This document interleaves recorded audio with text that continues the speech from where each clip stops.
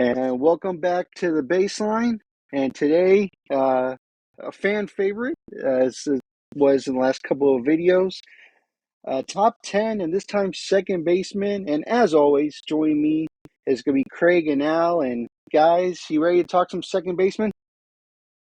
Darn right, dude. This is going to be fun. I can't wait. These lists somehow keep getting tougher and tougher in a good way because there's so many good players to talk about, and I'm sure we'll have some differences this time because there's just so many good players that I felt I left a ton off, and it's good that we all three make our list so we can hit a lot of these guys. I love it. Yeah, I would say there's probably maybe four, possibly half, five, like complete, no doubt locks that I think will be on everybody's lists in Mm-hmm. various orders. But I think the other five are interchangeable. We probably going to have a lot of differences. I completely agree. I 100%. I do as well. And yeah, I'm excited to see what you guys have. And yeah, let's start the list. So I'll go with my number 10. Kind of iffy, but like I said, when off air, it's kind of hard to find some people better. But I think he's definitely one of the greats. If he didn't have that little stint with the PEDs, but I had to put him on there. And for me, my number 10 would be Robinson Cano. Is my number 10. Right on, right on. Hard to argue. He did not make my list, but I have a massive, giant amount of honorable mentions, and he was on it. Yep, he was on my honorable mentions as well. Did not make my list, but completely understandable that he was on yours. He was one I definitely considered. No doubt, I'm Yeah, right there with you, Craig. that's awesome. And yeah, like I'm looking at his numbers right now. They're not terrible. I think if you know if he stayed healthy with towards the later years with Seattle and the Mets, I think they would have been better. But he has a 301 batting average, 1,306 RBIs, and 335 home runs with That's a lot of home runs for second base, man. It really is. Yeah, well, I think he owes it almost all of them to the Yankee Stadium because he was with the Yankees for I believe 9 years. It says 9 years. He was with the organization, and then his OPS was 839 of his career. That's good. That's really good. His WAR is 68.1. Yeah, he is a. You can put him on this list and get zero debate from me. I mean, he deserves it. He just didn't make it on mine. You know what I mean? Like he was a Yeah, great player. like you said, Jordan. I wish he didn't have the PED problems because he got suspended twice. Yeah, and that's what kept him Yeah, off for me. It was just Yeah, gave me me too. something to point to. But you know what I mean? But I mean, there was a year there in Seattle. His second or third year in Seattle, he hit 298 with 39 homers and 103 RBIs and 107 runs. I mean, that's wow, amazing. yeah, And just again, second base. I know the positions don't matter all that much, but geez. Yeah. No, I'm with you, man. That's a lot. That's a ton of oomph coming from that spot, man. Guys like that stick out, and we're gonna have a few of them on this list, along You with know what? him. You do got to give him some credit though. He had a long stretch of 160 or so games for like a good 10-year stretch.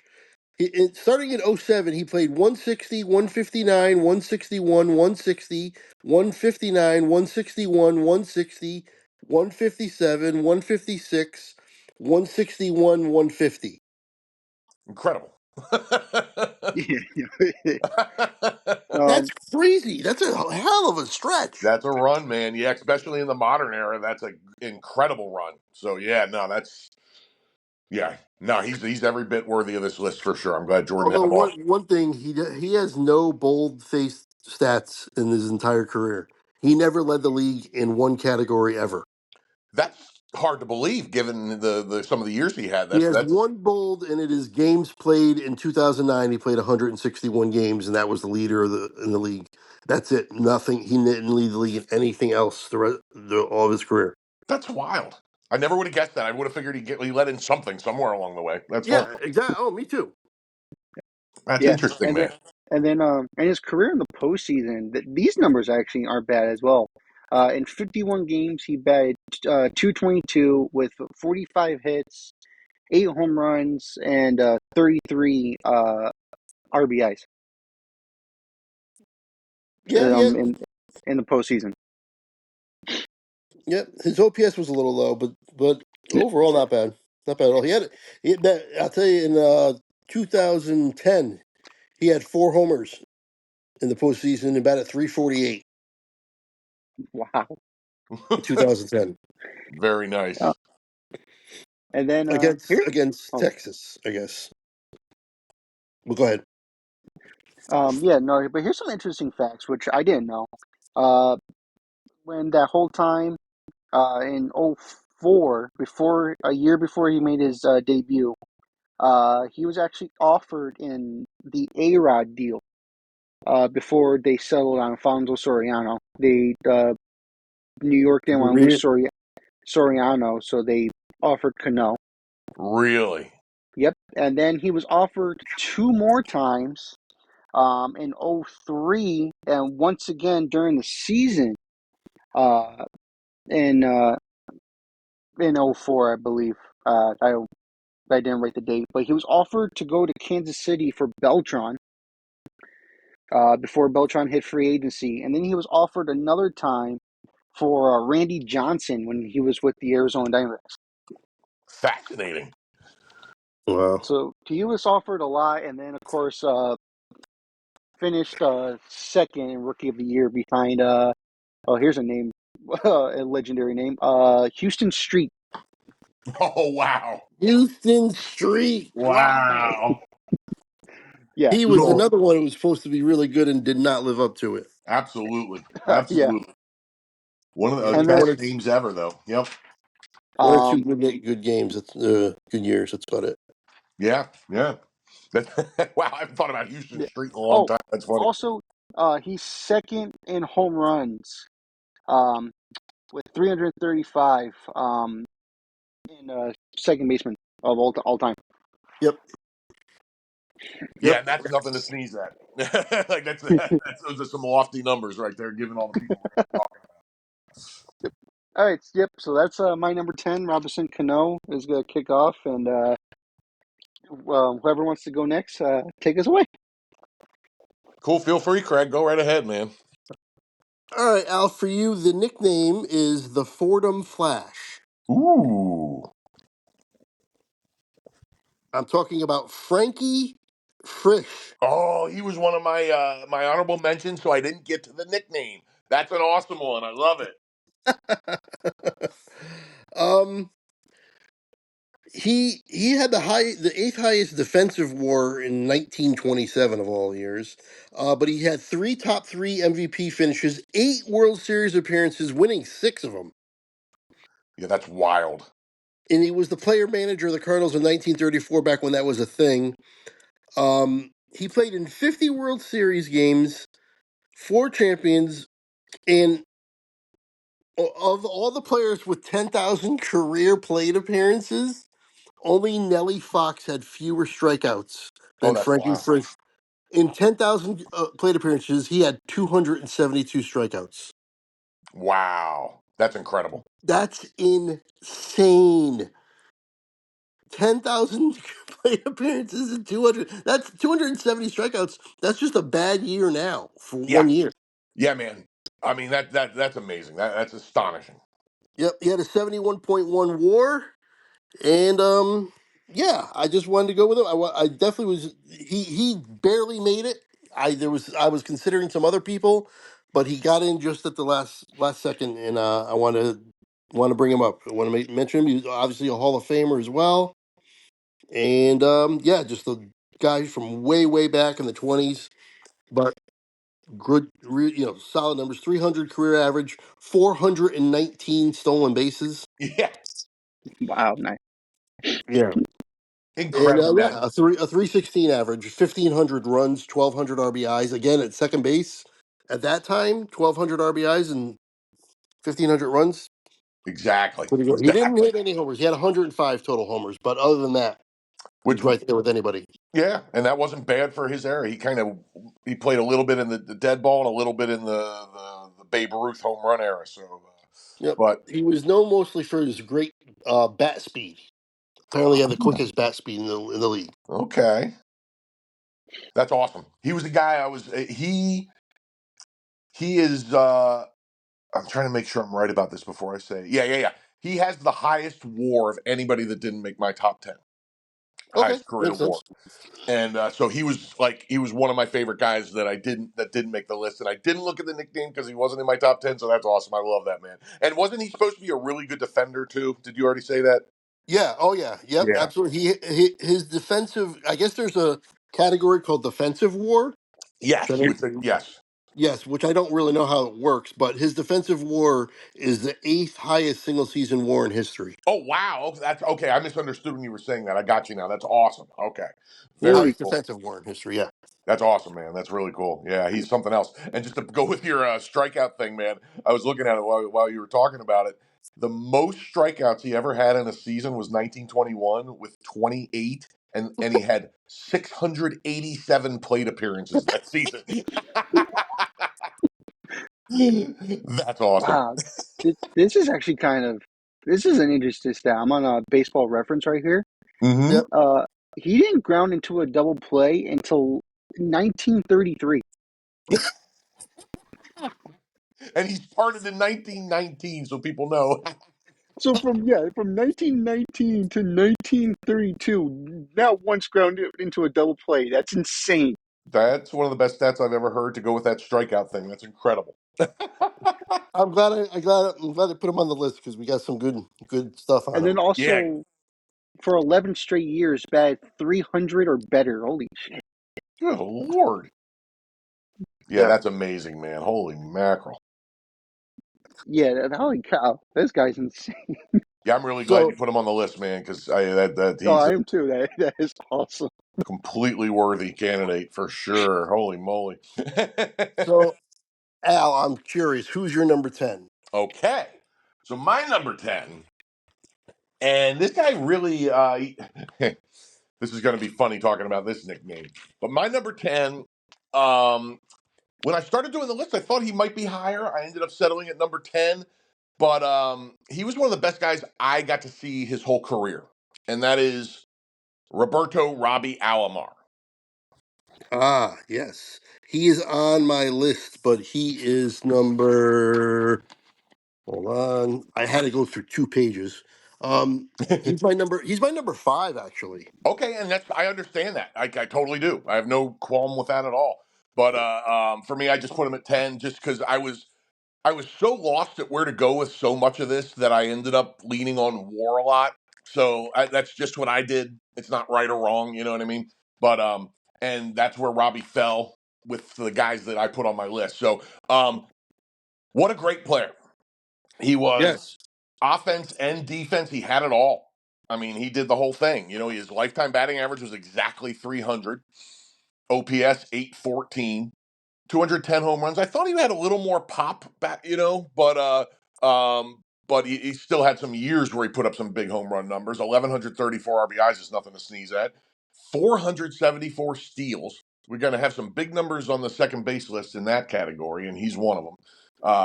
2,724 hits, 12 All Star appearances, 2 World Series championships, one against my Phils in that '93 thing that sucked.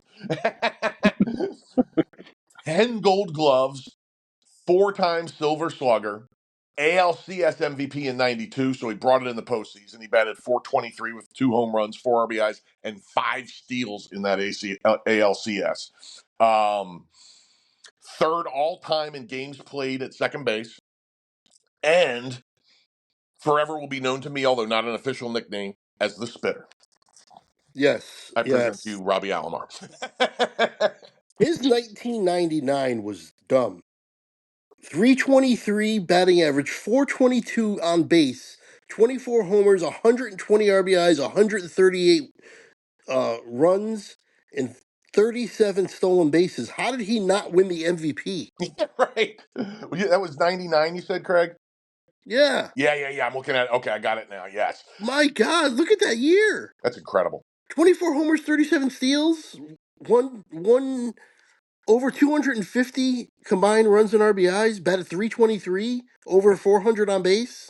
Amazing. Amazing. That's, I mean, geez, he's a fantasy dream. He fills up a stat sheet like you wouldn't believe. He played 159 games too. And while he's doing that, he was one of, I always thought he was one of the best defenders in the game the whole time, I'll tell you what, when he was in Cleveland with Omar Vizquel, exactly. that was the best double play combination I've ever seen. I'm right there with you. I'd have to, I mean, I can't, I'd have to really scour my brain to come up with an exception. But off the top of my head, I can't disagree. That was incredible. Incredible. No, yeah, I agree. You know, also 99. I think I just looked it up. It was Pudge who won the MVP. Rodriguez. Okay. Uh, yeah, but Roberto Alomar. Like I said, I haven't seen anything, but of course, I watched the highlights of him, and he was like you guys said, a very talented uh athlete. Also a good defender. You Really good. mentioned, great double play with Omar Vizquel. And Yeah. Yeah. he just continued. Like even I'm looking at it right here. He really didn't bat under 260 really, or 250 until his last year, which was in '04, where he ended up batting 108 with the White Sox. Um, but yeah, no, he's great. He made my list. I actually put him at number 6 Okay. for me. But yeah, no, he's a great player, great athlete, and yeah, I think he's like one of the best to ever play second base. Yeah. Well So, said. yep, absolutely. Well said. Totally agree. Can I His on just base say too, percentage real is quick at the end, crazy. that I love that his probably the worst 2 years of his career was when he was with the Mets.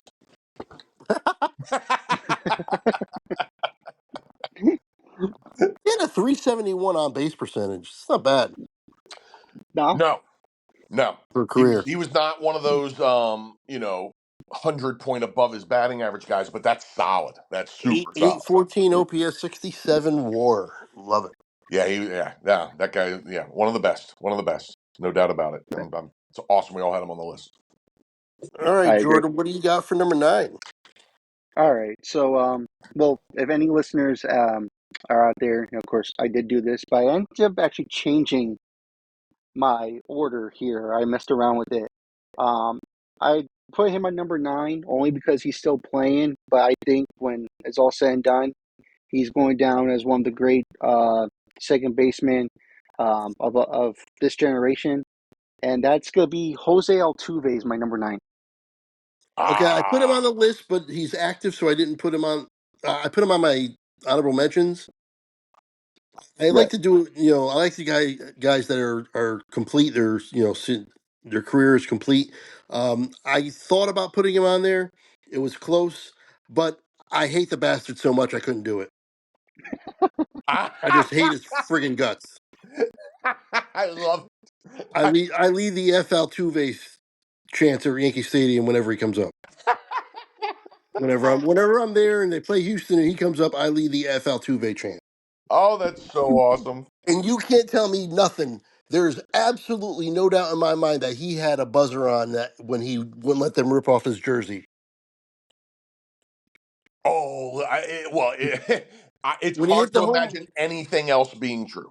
right? He rounded third base and he closes. He hits the home run against Chapman to get to the World Series, and he's like screaming no, no, no, and clenching his jersey close to his chest so they don't rip it off, knowing, and their only explanation is he was wearing a buzzer.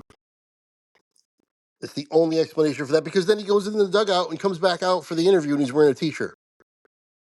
Yeah, man. No, listen, that's you're not going to get arguments. You're not going to get me trying to argue the virtue of any Astros. Yeah, but he's a great player. You can't deny that. There's no doubt about that. No doubt, he stayed. Unlike Alex Bregman, he stayed great post cheating. Right. Yes. That's the big He's Yeah, I difference think to me. you know what, Al. I'm going to say this. I think he's the only person on that team that stayed great. Yeah, I'm trying to That think because Correa has not done anything at all that's a since fair point. I wasn't even thinking about him. That's a 2017. good point. Look at George Springer. He actually left after 2017. And what's he done with the Blue? He's done nothing. Right? Bregman is really up and down. Goriel is not even in No, the league I will anymore. say that about Bregman. He's not really. He's a little more down than up. He has not been the same. He went from a Yeah, great player to an above average player. Yeah, yeah. he's nothing special. Like, to be honest, all these people going crazy about him signing here and there or whatever want him. He's not that great. He's a good defender, but he's a good hitter, but he's not great at anything anymore. I agree, man. I'm with you. He's just a slightly above average MLB player now. Defensively good, offensively solid, but not what he was. And I wouldn't want to give him a big contract. No way. So Yep. yeah, Now what about Tucker? He wasn't there yet, or was he? Tucker and No, Tucker. because Alvarez. I would say he has maintained his greatness. He's probably getting better actually No doubt since about it. then. And what about Jordan Alvarez? He wasn't around yet, was he? Or because he's No, also he was great. actually here. Actually, here's the crazy part to think about this. I don't think he made his debut, but he was in the minor leagues because they traded him. I kid you not. This is how advanced the Dodgers have actually become. They traded Jordan Alvarez for I can't think of his first name. But it was like Fires or something like that. Mike So Really? Fiers, pitcher. yeah, they got rid of Jordan Alvarez. Just saying, bad move. Just oh, I was waiting for more. I was No, like, that Mike was a Fiers and straight up trade. who? Mike Fires, Wow. I tell you, he's had Jordan some great Alvarez. years though. Oh, I'm looking at this now. Kyle Tucker was not on the team in 2017. He debuted in a year later. Okay. Altuve had 4 straight years of 200 hits.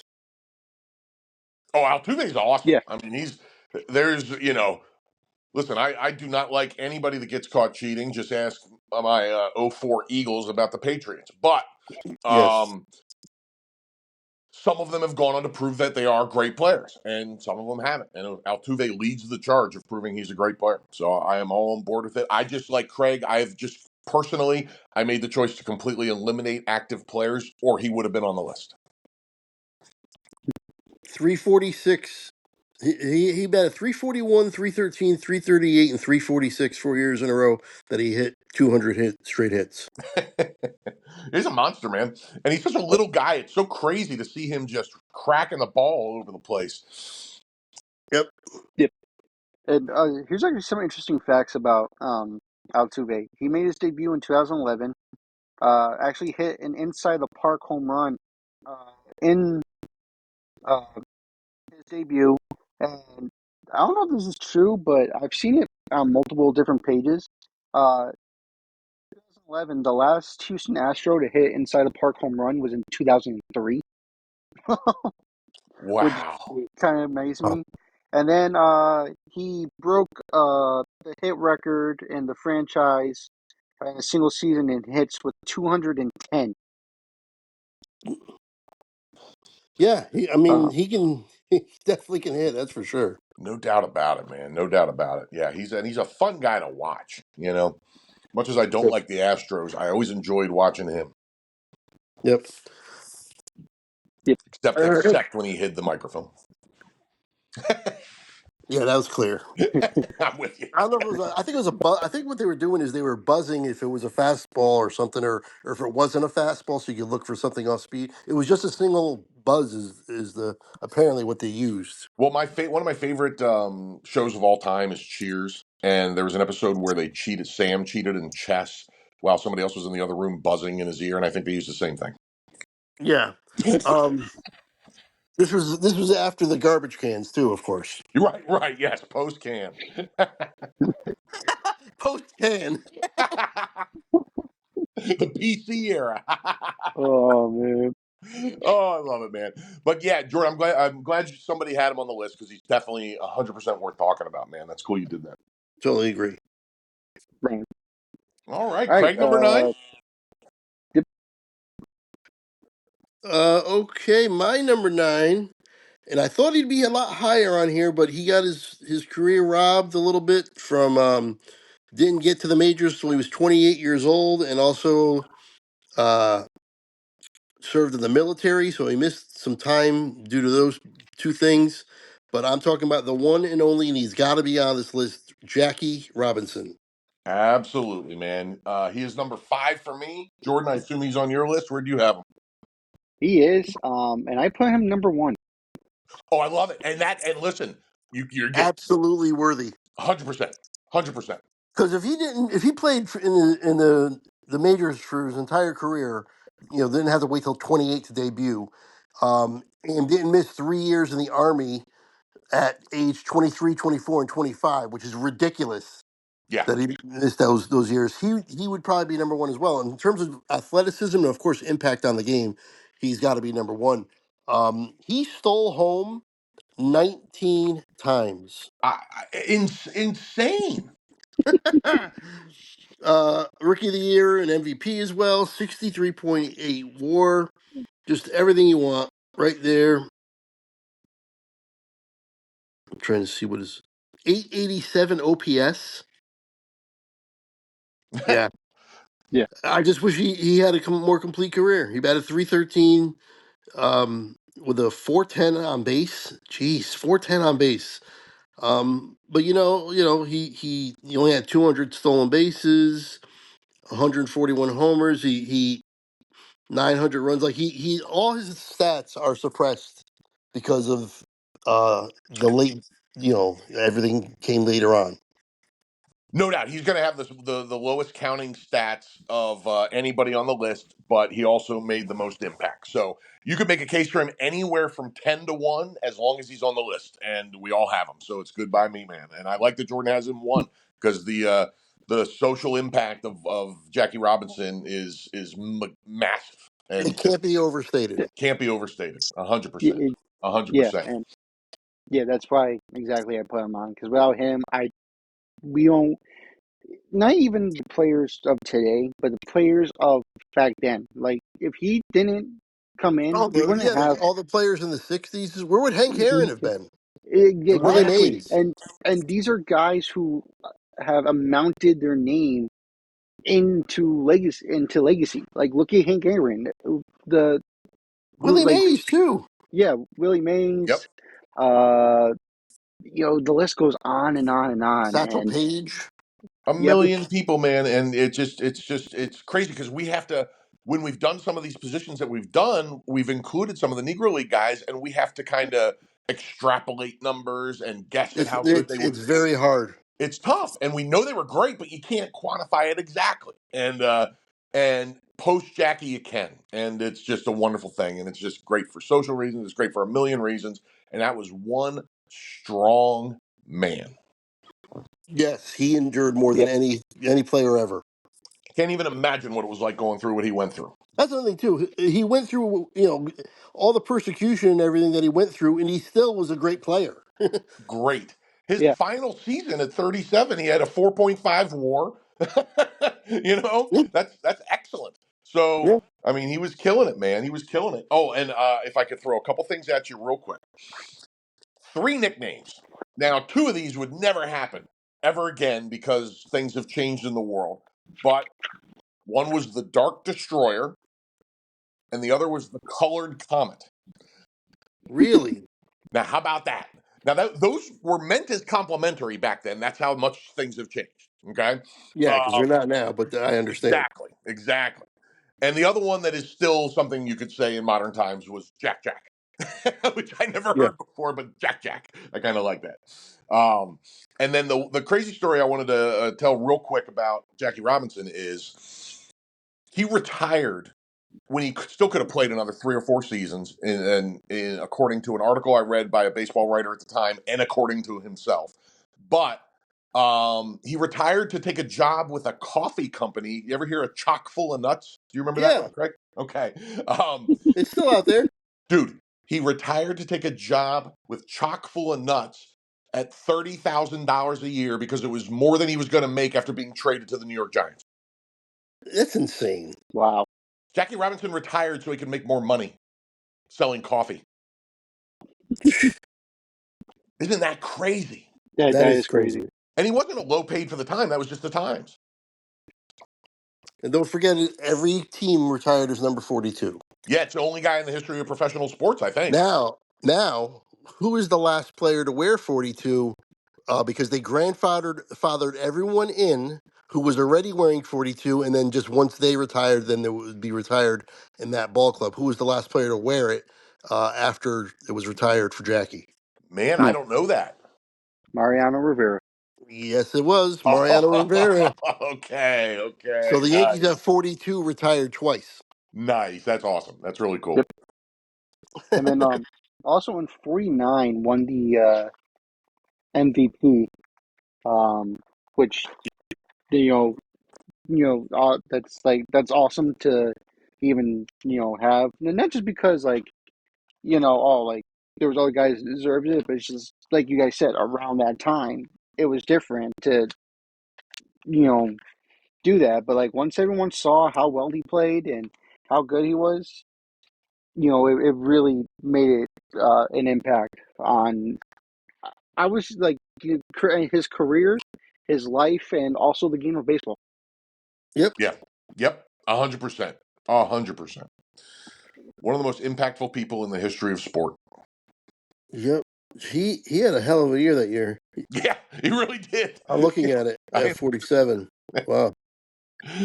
Yeah, I love these guys back then that were getting 124 RB. Like, not that there was a whole bunch of them, but guys like Jackie that got 124 RBIs but only had For, 16 home runs. You know? yeah, 1949, 16 homers, 124 RBIs, and 122 runs. Yeah, yeah, 37 steals, batted 342 with a 430 on base. My God. incredible, incredible. That's what I'm talking. Theirs an on base percentage 100 points higher, almost 90. But yeah, that's beautiful, and that's how you get an OPS of 960. Oh, I love it, man. Yeah, you That's a can't. great pick. Yeah, I love it. That's just an awesome one. Just an awesome one. I love that you put him one, Jordan. That's really cool. All right. So Yep. that was my 9. Who else has to do 9? Oh, is that me then? Yes. Okay. All right. 1 second here. Okay. So this is the guy, and I've brought him up before on various pods about baseball when we talk about who's not in the Hall of Fame that should be. This is the only guy on my list that is not in the Hall of Fame, but he should have been 20 years ago, and that is Sweet Lou Whitaker. Lou Whitaker, also on my consideration, did not make my list, but definitely had the honorable mention tag. Rookie of the Year, 3-time Gold Glove, 4-time Silver Slugger, 75.1 uh, WAR. Yeah, man, yes. And he was right there. Now, I didn't see, when did he start? Because I feel like I saw most of his career, but missed, yeah. So I missed the first, I was probably really aware of him by the time Detroit was in the World Series in '84. That's when I was really became aware of him. And then he became one of my favorite players. And, he's right there with Robbie Alomar for the best fielding second baseman I've ever seen. Um, he was that good in the field. And his offensive numbers, honestly, are good, but they're not insane. Yep, But solid. it tells you how great his defense was that his WAR is as high as it is, because that's where it's got to be coming from. And the numbers. I mean, he had a couple seasons that were outstanding. His 1983 season was awesome. He batted 320, OPS of 837. But even in his best seasons, he was only hitting 20 home runs and knocking in 75. Yeah. Yep. So I understand if he didn't make people's lists, but he was one of my favorite ever, and one of No, the I'm best. glad you mentioned him. Awesome, awesome, and just one of the best defenders I ever saw too. So, and he was on one of my. I really enjoyed that team too, that Tigers team. Oh, yeah, absolutely. Who was their catcher? Lance Yeah, Parrish. Lance Parrish. I remember he. I used to love the show Different Strokes. Remember Yeah. that show? Oh yeah, heck yeah. With What you yeah, talking about, Willis? yeah, and Lance Parrish guest starred on that show when after they won the World Series. Oh, I didn't remember that. I'm gonna eat. And he was one of the first guys that I remember having a big old set of guns on his biceps as a baseball player. Yep. Jordan, I'm sure he didn't make your list, right, Lou Whitaker? No, he didn't, but I know of him. So Right on. Right on. All right. Oh, and one thing before we move on, this mm, was my favorite. This is to me, this is the best. If anybody thinks Lou Whitaker shouldn't be in the Hall of Fame, listen to this because I found the best case you can possibly make other than just his career. The headline of this article by a gentleman, a sports writer in Detroit, where was his name? Named Terry Foster. This is the headline of an article he wrote in 2023. He tried to steal my girl, but I still support Lou Whitaker for the Baseball Hall of Fame. That's fantastic. Oh my goodness! And here's the. This is. I'll read the opening couple, 2, 3 sentences of the article, and then that'll be the end of it. If anybody should want former Tigers, I'm sorry. If anybody should want former Tigers second baseman Lou Whitaker erased from the Baseball Hall of Fame talk, it should be me. He tried to steal my girl in high school and gave me, and I'm going to swear here because I'm quoting, he gave me shitty interviews if he talked to me at all. And that guy still wants him in the Hall of Fame. oh, awesome. That's my best case for Lou, other than his career itself. Yeah, Oh my five-time god. All-Star. Yeah. Just Yeah, man. No, reading a he's little bit more. legit. Like he's one of those guys people have been talking about for a long time that has been on the edge. You know what I mean? He had a 400 on base in the '84 World Series. Yes. Oh, I'm glad you brought that up, Craig, because yes, he delivered. He delivered in the clutch when he was given his chance. Yeah. All That's awesome. right. I'm glad you put him on now. Right on. Awesome. Jordan, who is your number 8? So my number 8, uh, sorry to do this to you guys, but my number 8 is another Houston Astros second baseman, and that's Craig Biggio. He Love is it. my number 8 as well. Right on, and he is on my just outside looking in list. I struggled with him a lot, and eventually didn't put him on, but he deserves it. So I'm glad you guys did. He had 3,000 hits, No, Mm, he's amazing. You know, 7 All-Stars, 4 Gold Gloves, 5 Silver Sluggers. He hit 2023 times and had 400 stolen bases, 65.5 WAR, and that's all I got. right on, right on. And that says a lot. So that's you covered a lot in a little bit of time. That's a mouthful right there. Go ahead, Jordan. Um, yeah, some interesting stuff about him. He honestly wanted to play football. Grades took him away, so he started baseball like shortly right after. Was originally drafted as a catcher. Oh, he Uh, played catcher for like 3 or 4 yeah, years, too. 92. That's when he became the second baseman. Here's a quote because we've been doing quotes. I thought this was funny. He said, "Moving from catcher to second base is like being told to get coming off the bench and get a hit off Randy Johnson." Nice. Um, yeah, yeah, played 100. Actually, when he went into second baseman and in '92, played 162 games. Uh, 93 to 99, he was averaging 17 home runs and 116 runs per season as a leadoff hitter. Uh, My Fifth all God. time in doubles with 668. Uh, you know, we mentioned his career batting average, which was 281. His 1,844 runs scored is 15th all time. Um, Wow. you Yeah. Wow. know, yeah. He has he got hit by pitches 285 times. That's awesome. Actually, here's the He, funny part: is second all time only, which is second all time. And I read this. I don't know how true it is because I couldn't find it, but I wrote it down anyway. Only player, sorry, with at least 3,000 hits, 600 doubles, 400 stolen bases, and 250 home runs. Man. That's filling up a He stat sheet. he played too a lot. He played 160 games. One, two, three, four, five, 6 times. And then there was 1 year where he had 155 games. 2 years where he had 155 games. 156 games, 155. So he played a lot. He didn't get hurt that often. There was 1 year it looks like he was injured, but other than that, he played almost every day. Man, Yeah. yeah, that's a marathon, man. Yeah. And, And that's a guy that if you don't just walk into the major leagues having played catcher for 6 months in the minors, which means so he played catcher, I'm assuming a lot of his youth, and that's a guy who was able to play that kind of amount of games with that catcher wear and tear on him, which is saying a lot. And he really didn't get going until he was like 27 years old. Yeah, yeah, he I mean, started. That's why his WAR's a little low compared to some of the other guys on the list, but his yep. prime was as good as any of them. Right, right. 90 in 88 he played 50 games, 89 he played 134 but he did nothing. He had 2 homers. 1990 he played 150 games but also only had 4 home runs. It was a light hitter. Um and then 91 he started getting going. He was 25 years old.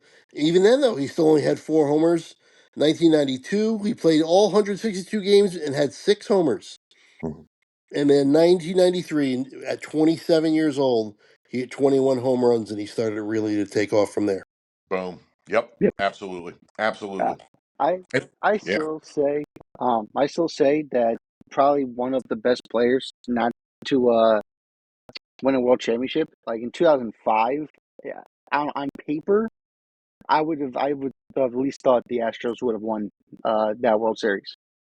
Um, with the team they had, um, but I know there's a lot of guys that didn't win a World Series, but he was definitely one of the best to actually not win a World Series in his career.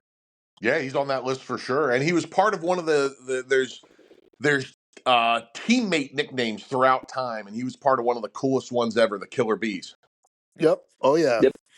Like the $100,000 infield and some of those, It pick your was him and, Severs to dance. what was it? Was it Berkman? No. It was Berkman, Biggio, and the The guy I first. always Back forget. I think he was Latino. No, wasn't it the first was it baseman? was it Bagwell? Bagwell. Bagwell, Biggio, but who's the third? Berkman. Oh, Berkman. Yeah, that's right. Oh, and Derek Bell. I knew there was somebody I was trying Oh, to forget. Derek Bell, too. Yeah. Yeah, they had a lot of bees. Yeah. Yeah. Yeah, because Lance Berkman wasn't part of the original. He came in '99 and then became part of the Killer Bee Corps, much like happens in pro wrestling. Yes, yes. Oh, I love it, man. That's awesome. The Killer That's a Bees. tag team Love it. from the 80s, too, the Killer Bees. Totally. Jim Brunzell and somebody. Jumping Jim Brunzell Lanny and Poffo? no. It was B. Brian Blair and Jumping Jim Brunzell. Nice. Nice.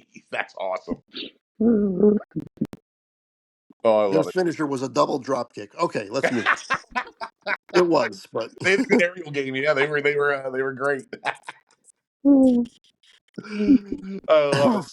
so yeah, he was my number 8 as well. Right on. And he was on my outside looking in list, but certainly 100% worthy. So we need your number 8. Okay.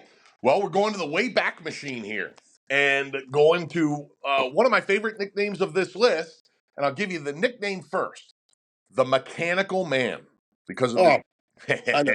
Yep, he's my number 7. Okay. And that is Charlie Gehringer. Gehringer, I think you say it. Is it how are you It's saying it, either Craig? Gehringer or Gehringer. Okay. Yep. I'm not I'll see if there's 100%. a pronunciation. Yeah. So I'm just going to refer to him as the Mechanical Man from here on out because what an awesome nickname, and that's for his remarkable consistency as a fielder and hitter. Some stats on this guy, and they are mind-boggling in a lot of ways. Lifetime batting average of 320, lifetime OPS of 884, 1,775 runs, 2,839 hits, 184 RBIs, playing in a not much of a home run. I mean, he played. 184 RB home runs. Yeah.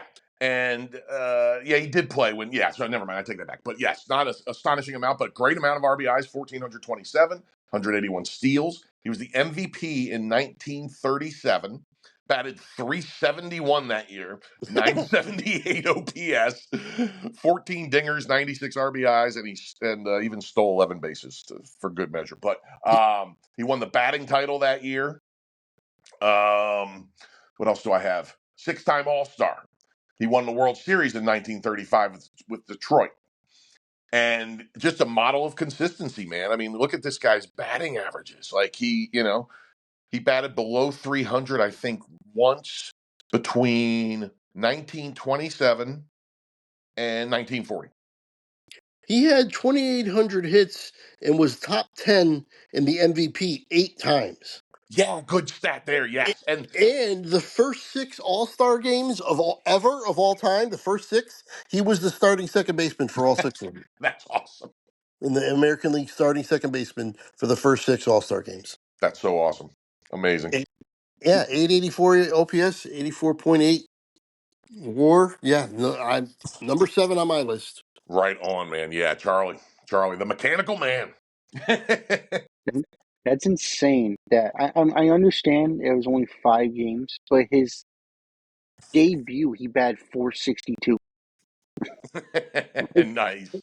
That's right. that's crazy. Like, Well, holy cow! yeah. Welcome to the big leagues, right? Really put a statement on.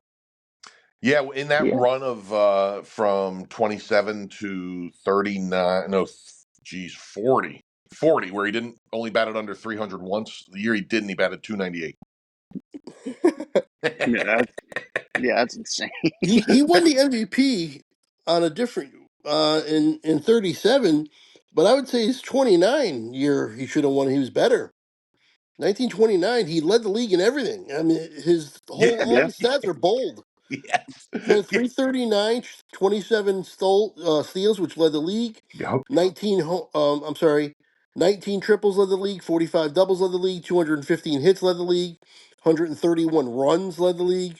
Plate appearances and games. He led the league in all those stats. And like I said, batted 339 with a 405 on base, and he finished 5th in the MVP.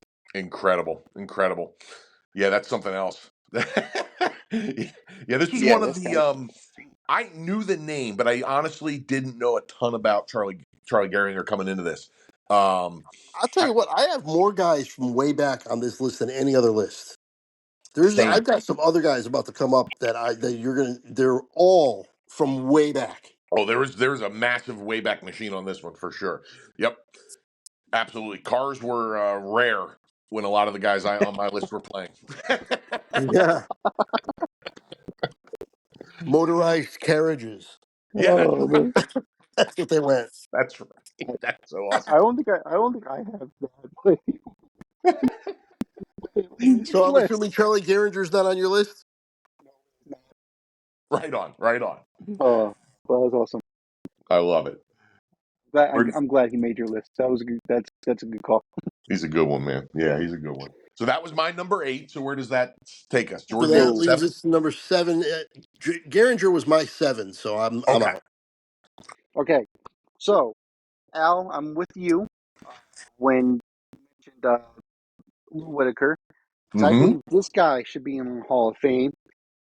I know we talked about it. It's a disgrace that he's not. But my number 7 is Jeff Kent. Ah, and Most here home we, runs of yep, any second baseman ever. and we get into an issue, which you cannot avoid in these Hall of Fame discussions and these type of lists. Because now, did Jeff Kent ever test positive for steroids? Not that I know of. Not, Not that I not know of that I either. know. No. But it is hung all over him, like he is, like it's a fact, and it bothers me, and I don't know why. And I didn't put him on the list because I don't know what to do with him. You know, Yeah, I didn't either, but I had him on my honorable mentions. me too. And by all rights, he should be there if we're just talking stats. I mean, he's 4th all time in second base for second baseman, 4th in doubles, 1st in homers, 3rd in RBIs, and 2nd in slugging percentage among all second basemen ever. Yeah, I mean it's clear Yep. if we're just going by numbers. You know, And he won an MVP. Yeah, and as we're talking, I'm like, why didn't I put him on the list? Because it's like the just yeah, that era is so confusing.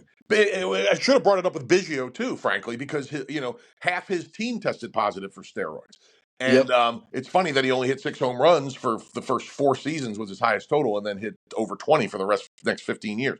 So I don't know what to do with these guys, man, and it sucks. No, I agree, but no, I like Jeff. I honestly I like Jeff Kent. I He was a think great he player. he doesn't get as much love as he was. You know what, Al? Reminds me.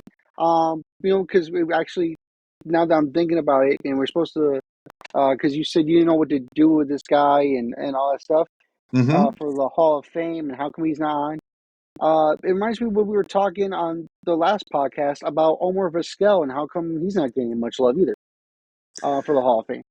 Yeah, You know, Vizquel's, and it's a different reason, but the same kind of thing. Like Craig, I wanted to ask you about this because I'm astonished at how quickly Omar Vizquel has been being dismissed from Hall of Fame discussion because to me he's the second best defensive shortstop I ever saw after Ozzie Smith, I and he was totally agree. and Yep. he was a lot better. Like I don't want to say a lot better. I'd have to look at the numbers, but I think he was fairly significantly better offensively than Ozzie.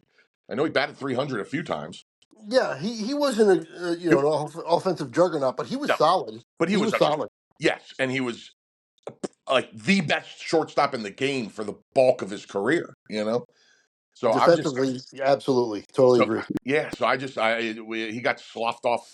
Is Jordan help me with the ballot update with where he's at? he was at like 14.9%. Yeah, that's crazy. Like he's barely qualifying to stay eligible for future votes. Is that right? You have to have 10%, I think, or something. No, you have to have five to stand. 5. Okay. Okay. So at Yeah. least he's going to stay on the ballot, but he's nowhere near getting in. So yeah, that just surprised me because I Yeah, it doesn't look like he's getting in at all. no, it looks like no No. chance, and that's very surprising and disappointing to me. Yeah. No. Me too. Um. It's a good name though, Jordan. Yeah, Yeah. absolutely. But Yeah, absolutely. I'm yeah. glad you brought up Kent because he's worthy of discussion and he was an offensive juggernaut. Oh yeah, I agree. Like in 2000, he won the MVP, which I thought was kind of crazy because I unless I'm getting my order mixed up, but didn't he bat behind Bonds? Yeah. The You the, know, the and media he's hated Bonds. well, yeah, we know that. Kent, they didn't really like Kent either. Kent wasn't real nice to them either. That's Yeah. true, but they hated him less than Bonds. Yes, agreed. And they gave him bonus points for having a sweet mustache.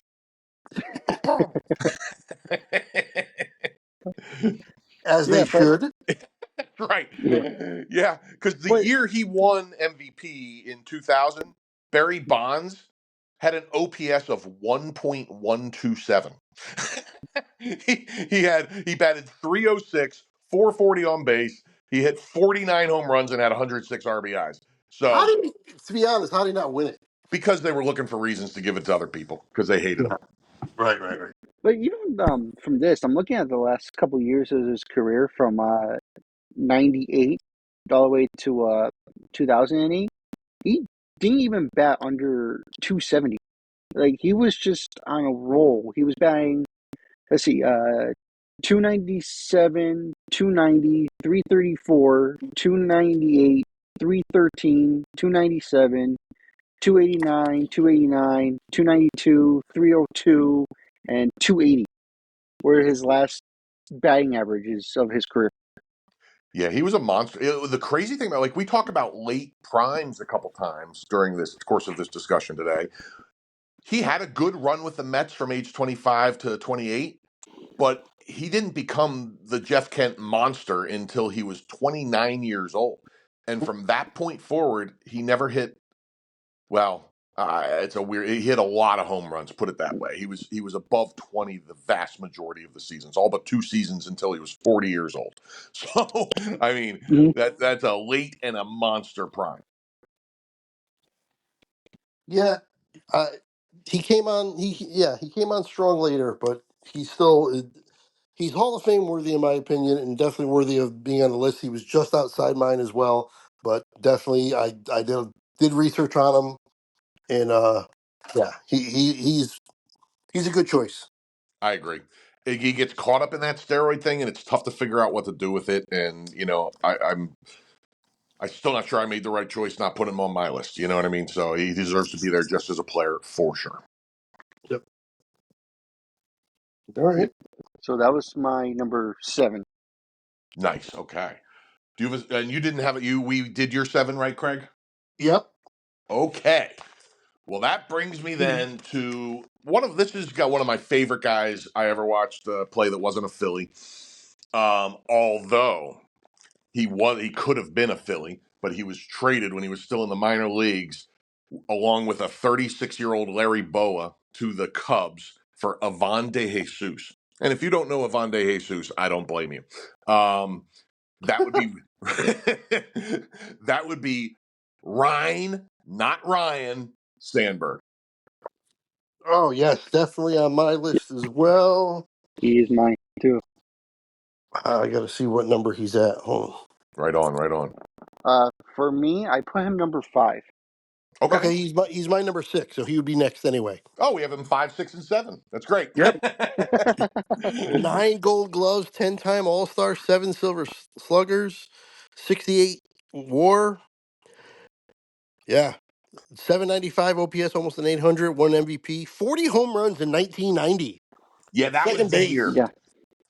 That was the year, man. Like that's it. Honestly, I expected him when I looked at his career numbers. I expected him to have more home runs, Craig, because of that year sticking so prominently in my brain.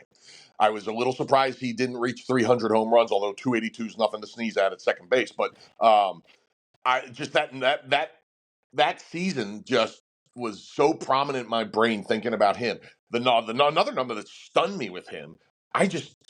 My memory just bad with when it came to this part of it. I didn't remember him stealing so many bases. Dude stole 344 bases. Yeah, I definitely thought of him more as a power hitter. Yeah, the year he hit 40 home runs, he stole 25 bags when he was 30 years old. He had a 54 steal season in 1985. Really? Yeah, from Wow. 82 to 86, he stole 32, 37, 32, 54, and 34 bases. I yeah, that's surprising. So you're with me, okay? So I'm not just like oh man, do I like how did I forget that? Because I just I thought of him as a power guy, man, which is priceless. So he was much more well rounded than I remembered, and I thought of him highly anyway. Um, and another important thing to me when making these lists is thinking about how good they were in their era, which is hard to do a lot because we didn't see all the eras. But that was the era I know the best, and that dude was the king, one of the kings of his position at that era. And to quantify that, 7 times Silver Slugger. Yep. Listen to this. In '84, his MVP season, he had an 8.6 WAR, which is high for a single season. No doubt. But he compiled some statistics that, when put together, is the only player to have ever done this. At least 19 home runs, 19 triples, 30 doubles, 30 steals, 200 hits, and a 300 average. Oh wow, He's one Nice. of one. that's awesome. No one That's awesome. else has ever done that in a single season. Wow, what a great stat, man. I didn't catch that. That's so cool. That's incredible. 3 top 4 MVP finishes. Man, man. Yeah, he was a beast, man. Freaking. Oh, and his nickname is Rhino, which isn't the most creative one of all time, but it is solid. Yeah. And he, just he always struck me as a really classy guy. He also retired. By the way, I have to bring this up talking about Sandberg because I didn't remember this. Again, with like the steals, but reading about it, he retired at 35 years old, then came back after missing an entire season and played 2 more years. I didn't remember that either. He just Was got it burnt out, basically. was it Is if you look that into or it, it was says he he? just, yeah. Because I know he, or is that then at the time he got diagnosed with the thing that he had? I can't think of the top of the head. Because I know he got diagnosed with something. Yeah, that was in retirement. Okay.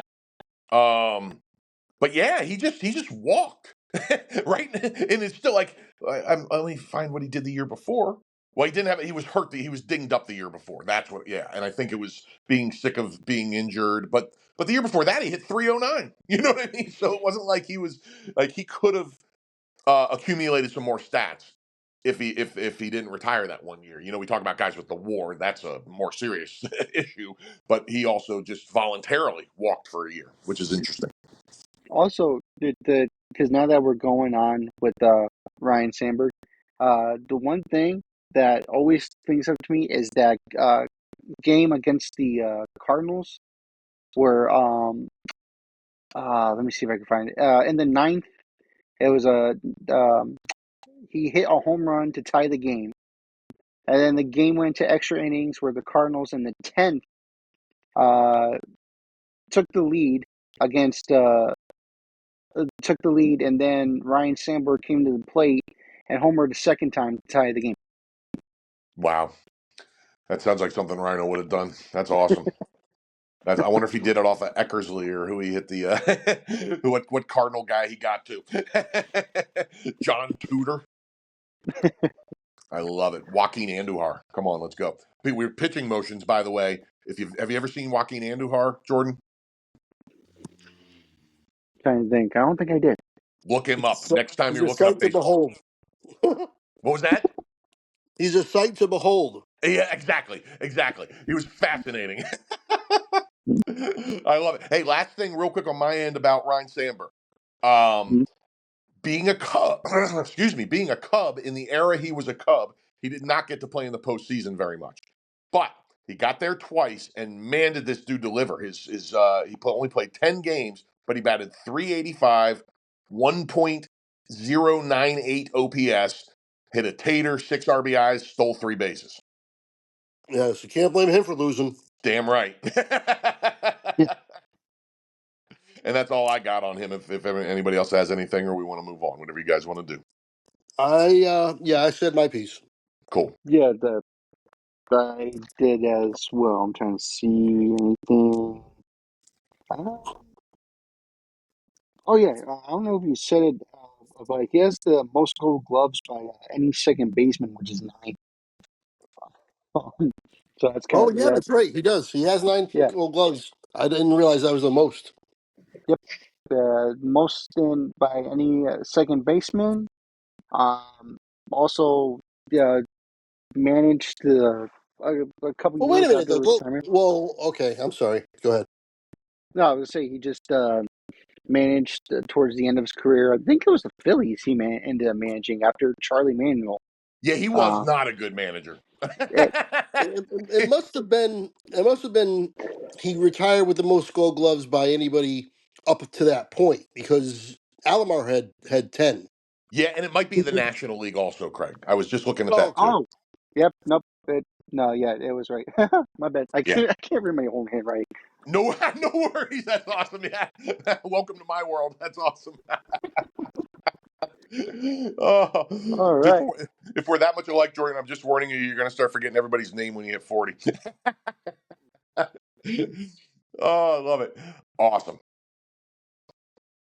All right.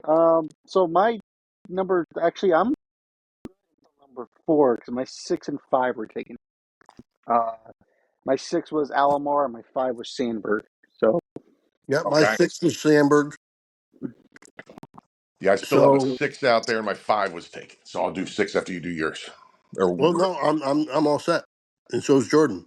oh, so I should go now. yeah. Okay. Yep. All right. Well, this is another one of my all-time favorite players. I love this guy. Um, and well, the crazy thing is, I felt like I watched him an awful lot. And when I looked into doing the research here, I realized I never saw this dude. Like, I couldn't have seen this guy play a game before he was like 34 years old. So, as great as I always thought he was, I saw him way past his prime, and he was still very good. And that is Sir Rodney Rod Carew, one of the greatest pure hitters of all time. Now I had him on my first baseman list, if you guys remember, Yes. because he actually played, I guess, 100 more games at first and second. Yeah, he played over 1,000 games at both. Yep. And So I put him on my first. So I didn't put him on this list. If I had put him on this list, he would be. There's no doubt he'd be maybe even higher than this. I Right on. love Rod Carew. He's one of my favorite players. Yeah, me too. Me too. And one of the greatest. And the problem was, and the reason the biggest reason I chose to do him at second base is I don't think he's making the list at first. Did he make your top 10 at first when we did it? Yeah. Oh, he Yep. did. Okay, right on. Okay, good. But first base just felt deeper to me, and maybe I was wrong now that I did second base because second base was damn deep. So, but here's the thing with Rod Carew, man. So many numbers just fly off the page when it comes to Rod Carew. He won Rookie of the Year in 1967. He won MVP. I forget what year. I have it written down somewhere, and my notebook just closed, and I'm desperately trying to find it. 77. Um, And by the way, 77, he won that MVP because he batted 388. Yes. And I have a cool stat about that when I can find my damn notes. Here we go. I got it. All right, we're back. So, a couple things about Rod. You brought up Jackie Robinson stealing home. What was it, Craig? 19 times, I think you said. Yes. Rod Carew stole home 17 times. And, and he's one shy of the single season record, which is held by Ty Cobb in 1912, when in 1969 he stole home 7 times. Jeez. Wow. That's insane. Like, when was the last time somebody stole home? It happens like once a year. Once a year or so, right? Yeah. I mean, it's Yeah. Rod Carew did it more times in 1969 than we'll see for the next 6 seasons, probably. Probably. Yeah. He won. Okay, this is awesome. Great stat. He won his second batting title in 1972 when he hit 318. The really cool part about that is he became the first guy since 1918, a guy named Zach Wheat, to win a batting title without hitting a home run. Wow. Really? 1972, he hit 0 home runs, 51 RBIs, batted 318. And then the power came on because he ended up well, actually no, 92 home runs total. Yeah, But he had he over 1,000 RBIs and over 1,400 runs. And what a run of batting average. oh my Listen god. to this run. 332, 366, 307, 318, 350, 364, 359, 331, 388, 333, 318, 331, 305, 319, 339. And then finally, his second to last season, he batted 295. Yeah, he faded out by hitting 295 and 280. He led the league in average 1, 2, 3, 4, 5, 6, 7 times. Yeah, 7 batting titles, man. That's insane. That's oh, by the way, cool stat about that. That is the 4th most batting titles of all time, behind Ty Cobb, Honus Wagner, and Tony Gwynn. Wow. And Don Mattingly's favorite player. Oh, I didn't know that. Yep. That's awesome. That makes sense. Makes sense that Don would appreciate Rod's game. That's awesome. 18-time All-Star. That's just bonkers. His 388 batting average that we mentioned that one year is the 4th highest non 400 batting average in the history of baseball, behind Tony Gwynn's 394, George Brett's 390, and then he was micro fractions behind Ted Williams, also batting 388 in 1957. He had 239 hits that year. Yeah, that's crazy, man. Crazy. Yeah, that's Yeah, insane. he was a machine, and I loved he was so smooth. I loved watching him Oh, hit. Like, he just looked just like there's no, like, what are you going to do to get a ball past that guy? yeah. Like, there's just, you felt like there was nothing, there was no way. And to back that up, I have 2 quotes. One is from Catfish Hunter, who's one of my favorite old players, who simply said he had no weaknesses as a hitter. Anything you throw him, he can handle. Yep. 8 times he had a 400 or better on base percentage. Yeah, that's nuts, man. 8. Nuts. That's absolutely nuts. And my favorite quote that I found was one he said about himself. He said, "I get a kick out of watching a team defense me. A player moves 2 steps in one direction, and I hit it 2 steps the other way. It goes right. It goes right by his glove, and I laugh. Uh, Yep. Rod. Yeah, he's a little confusing because of the position thing, but he's legit for either list, and that's pretty cool. I think he's the first guy that's now made a top 10 in two positions in our doing this, right? yeah. I would say, yeah. Yep. That's pretty cool. Here's another interesting thing that I found about him. He did not play high school baseball, but Oh, I didn't know. he was spotted by a scout when he was playing semi-pro, and then that's when he signed in '64. Get out. So that to me, I thought was it was interesting. That's crazy. Yep, That's incredible. That's just insane that somebody could get as far as he did without playing it growing up. yep.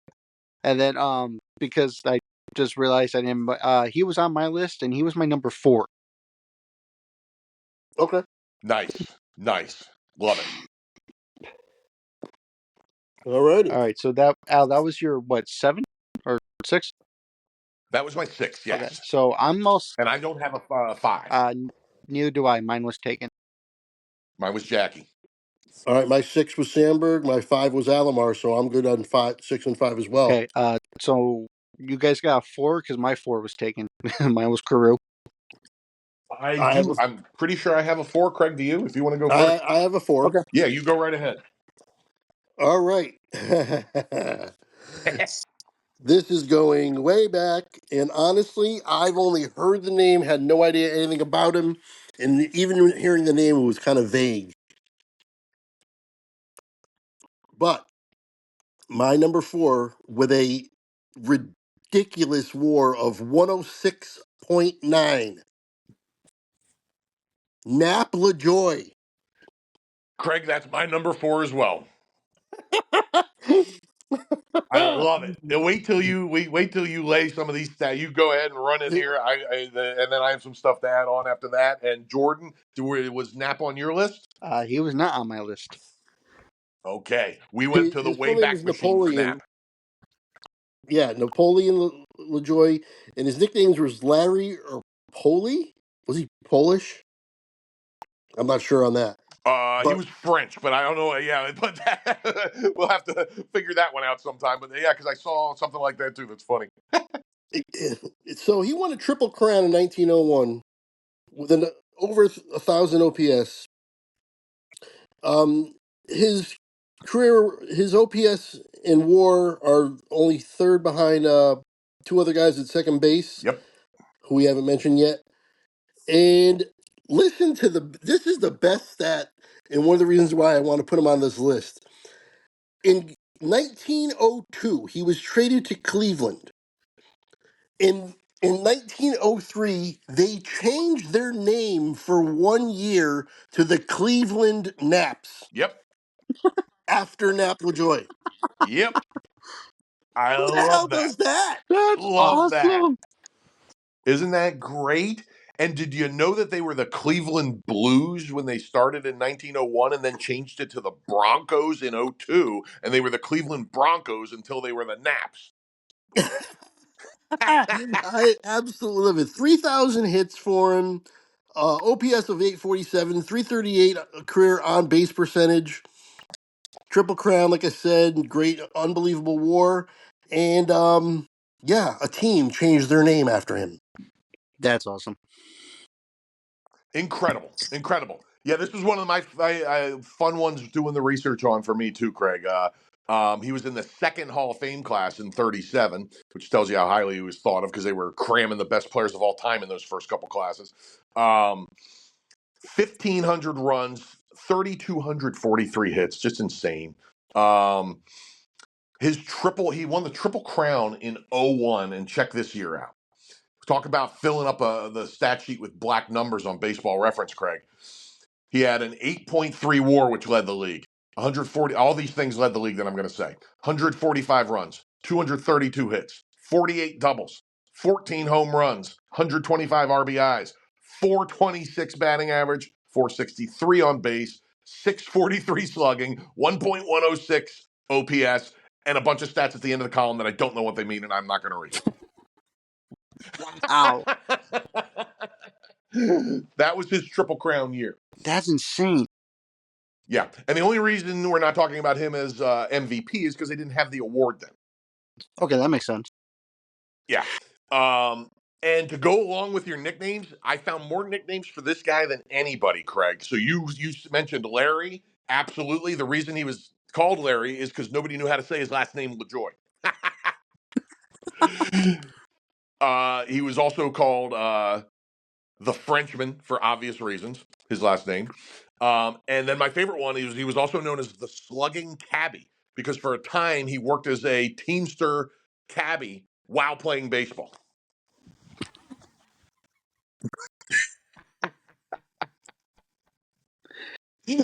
What the hell? That's I love it. that's Nap insane. LaJoy, man. I never, Yeah. me personally, I never heard of him, but that's awesome. And then I'm looking at this, like everything that was in bold, like Yeah, it's ridiculous, yeah, right? everything's insane of how good this guy was, especially around this time. Yeah, man. Yeah, that No season and the ways in bold. 1904 season are just littered with black. Yeah, holy cow, good Yeah, pick. and he led the league in hits 4 times too, by the way. Yes, Yep. wow, good pick. I Yeah, I just like that's insane of how great this guy was. good old Nap LaJoy. I love it, Craig. That's awesome we had him in the same spot. Of all the people to have in the same spot, that's awesome. Yep. Oh, awesome. All So he right. was my number 4. So, And he was Craig's number 4, right? yeah. Yep. All right, so I guess my number 3. This guy has not been brought up yet. Um, All right. I was thinking about putting him up higher. And a lot of people actually, a lot of lists I looked up of had him as number 1. And my number 3 is Rogers Hornsby. He is Okay. my number one. And I'm with Craig. He was my number 1 as well. And there's a legitimate case to be made for other people, so I'm all for it. But let's dig into Rogers. This is great. Yeah, this dude, when I looked up, this is insane of how good he was. One, led the NL in batting 7 times.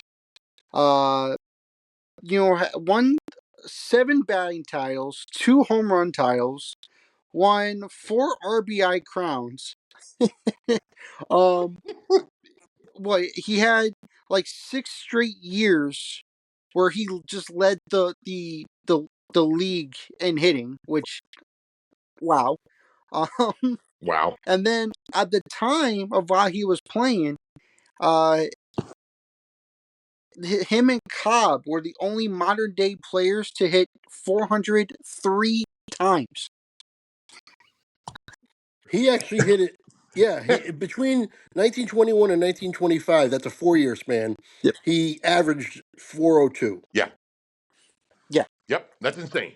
I mean, that's just absolutely insane. He batted 424. It wasn't like 401, 403 like he did other years. One year, he batted 424, well Yeah. over. Yeah, he didn't squeak. He didn't have to sit out the last game of the season to ensure he was still going to bat 400. OPS over 1,000, 1, 2, 3, 4, 5, 6, 7, 8 times. 9, 10, 10 times over 1,000 Yeah, it's OPS. crazy. Yeah. Crazy. And then 358 career batting average, 7 batting titles, like Jordan said. 2 358 career batting average. Let's linger on that for a second. 2 triple crowns. yeah, 2 triple crowns. Come on. that's yeah. And then I mean, the guy was insane. The guy was just incredible. oh yeah, Keep going, George. and then he won the MVP in 25 and 29. He won the MVP. Yeah, man. And those years, I mean, his all his like you could pick a year, throw a dart, and hit a great year with this guy. Wow. But those MVP years, those Triple Crown years, I mean, which would have been MVP years if it Yeah. existed. Um, 1922, we batted 400 with 42 home runs and 152 RBIs. 141 runs. 250 hits. what the hell? Yeah. This guy is he's insane. And like even look at his second to last year in the big leagues, he batted exactly 400. That's incredible. Where he I mean, what? where he was 40 years old, he batted over 400. Well, That's ridiculous. well, to be fair, he had 5 at-bats total. Oh, I see it now. Oh, Yeah, okay. Yep, I see it. yeah. Yeah. But He, still. yeah. Hey, the year after that, at the age 41, he played 63 games, had played 20 games, and still batted 321 with almost a 400 on base, and that's at age 41. Yeah. That's crazy. I don't remember. I'm going to have to look it up real quick in a hurry after I say this. But I don't remember. I'm sure there exists one, but that 12.1 single season WAR the year he hit 424. That's a big damn number. I'm trying to. There can't be too many bigger numbers in the single season WAR in history. His regular season WAR, his career WAR is 127. Yeah, that's the My highest God. number of anybody on this list by a chunk. Yeah. Incredible. Yeah. No, he was he was a good player. Like, just doing the research, it just amazes me of how good this guy was. Yeah, man. I mean, it really is mind boggling. It really is. Oh, and here we go. Highest single season WARs of all time. That season is fifth of all time. Wow. Of any position. Of Any any position, right? position by any player, the top three are Babe Ruth. And number four, amazing, and I'm a huge fan of this guy, but I never would have guessed this, Carl Yastrzemski. Oh, Really? nice. It must have been his Triple Crown year, 67. I'm assuming. Had to be. I think Had that's to be. yeah. I think that was his when he won the Triple Crown. Right on, right on. Yeah. So anyway, that's astonishing. And I have a fun little thing on Hornsby real quick Hmm? here. Being the baseball guys I know you are, you guys probably know that his baseball card, the T206, is one of the holy grails in the history of sports memorabilia. Yep. Yep. And the I was I every couple of years I'm like, oh, I wonder how much that card's going for, and I hadn't done it for a while, so I looked it up. In 2022, that card sold for $7.25 million. Million. $7.25 million. Wow. And part of the legacy of the card is that it's one of the only cards in history that has never sold for less than its previous sale price. Wow. Jeez. Okay. Pretty cool. I was such a There's baseball card probably nerd growing up less that than there's probably less than 100 of those in the entire world. yeah, I don't even know. I'm gonna see how many there are. How many? I'll do like a Maybe even less than that. Maybe like 50 or something. yeah. I don't even know, man. I really have no clue. Let's see. But you're right. It is the Holy Grail. You nailed it, dude. They estimate that as few as 50 to 100 exist. Oh, wow. Yeah, you were right on it. Total guess, but that's cool. I'll take it. I love it. That's awesome. That's awesome. And the last thing I want to say about Hornsby, and go to town after me, of course, is I know Jordan especially appreciates a crazy batting stance like me.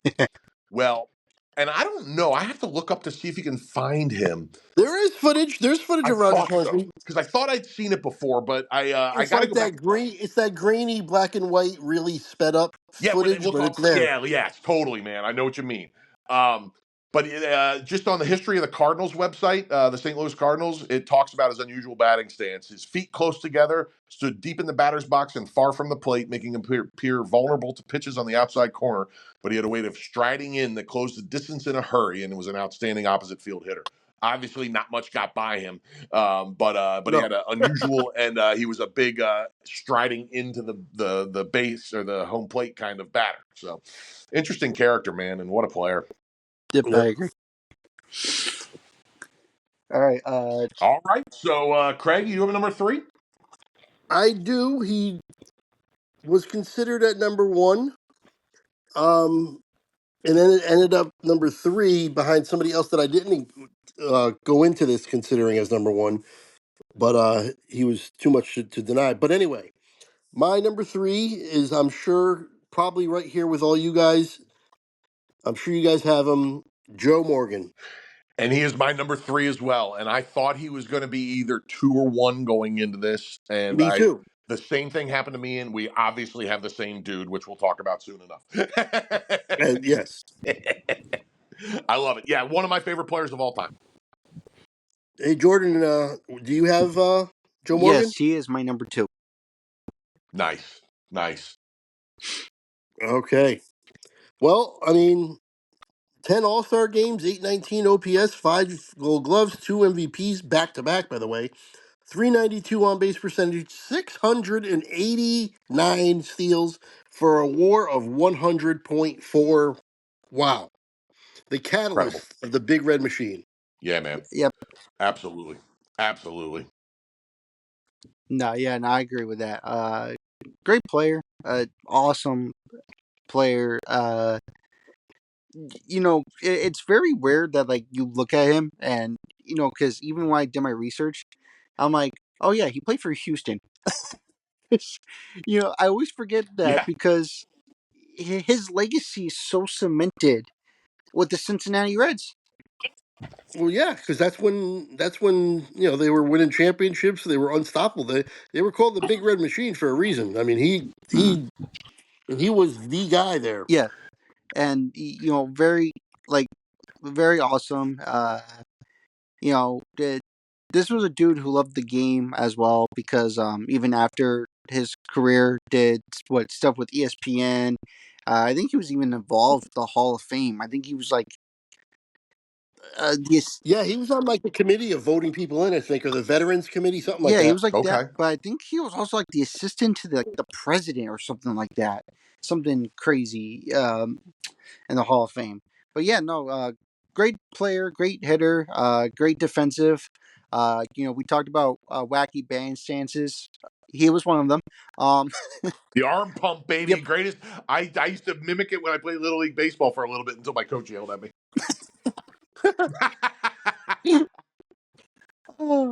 But His WAR of 11 is second only to Hornsby among second basemen. Yeah, that's in that single season list. It's not far off. It's tied for 19 with Willie Mays. Yeah, not bad. Yeah, right. That's if you're on a list with Willie Mays, you're doing something right. A couple things on my end about Joe. The one of the most astonishing things about Joe Morgan is, and Craig, you hinted at this big time. He was on a team littered with Hall of Famers and all time greats that aren't in the Hall of Fame, and he was the man. He was the guy. The 2 years the Big Machine Red Machine won the World Series, he won the league MVP both years. Yeah. That's a Yep. team with Pete Rose, Tony Perez. I'm blanking on Um, name another name. Johnny Bench, right? Johnny Bench. Thank you. Jeez. I mean, some guys that are on these lists that we've, two other guys right there that are in top tens between Pete Rose and Johnny Bench, and just some outstanding all time players. And he was the man. He From was the his guy. from his first year getting to Cincinnati, he had 6 straight years of batting of on base percentage over 400, and a couple of them well over 400. Like 1975, he batted 327 with a 466 on base. Yeah, he is a modern stat nerd's wet dream. I mean, it's unbelievable. Like that's like he's one of these guys that just keeps getting better as you look at him in retirement. You know what I mean? Yep. Like, and he was great. Jordan, And you go go ahead, ahead. Jordan. I'm sorry, please. No, I was going to say, Jordan, you have him number one, I right? am too. Oh, okay. Man, yeah. This. By the way, something Jordan, you talked about how not realize or having to be reminded about how he played so many years in Houston because he's so attached to Cincinnati. Mm. Well, guess what? Dude made a World Series appearance with my guys, the Phillies, on one of my favorite teams that never won anything.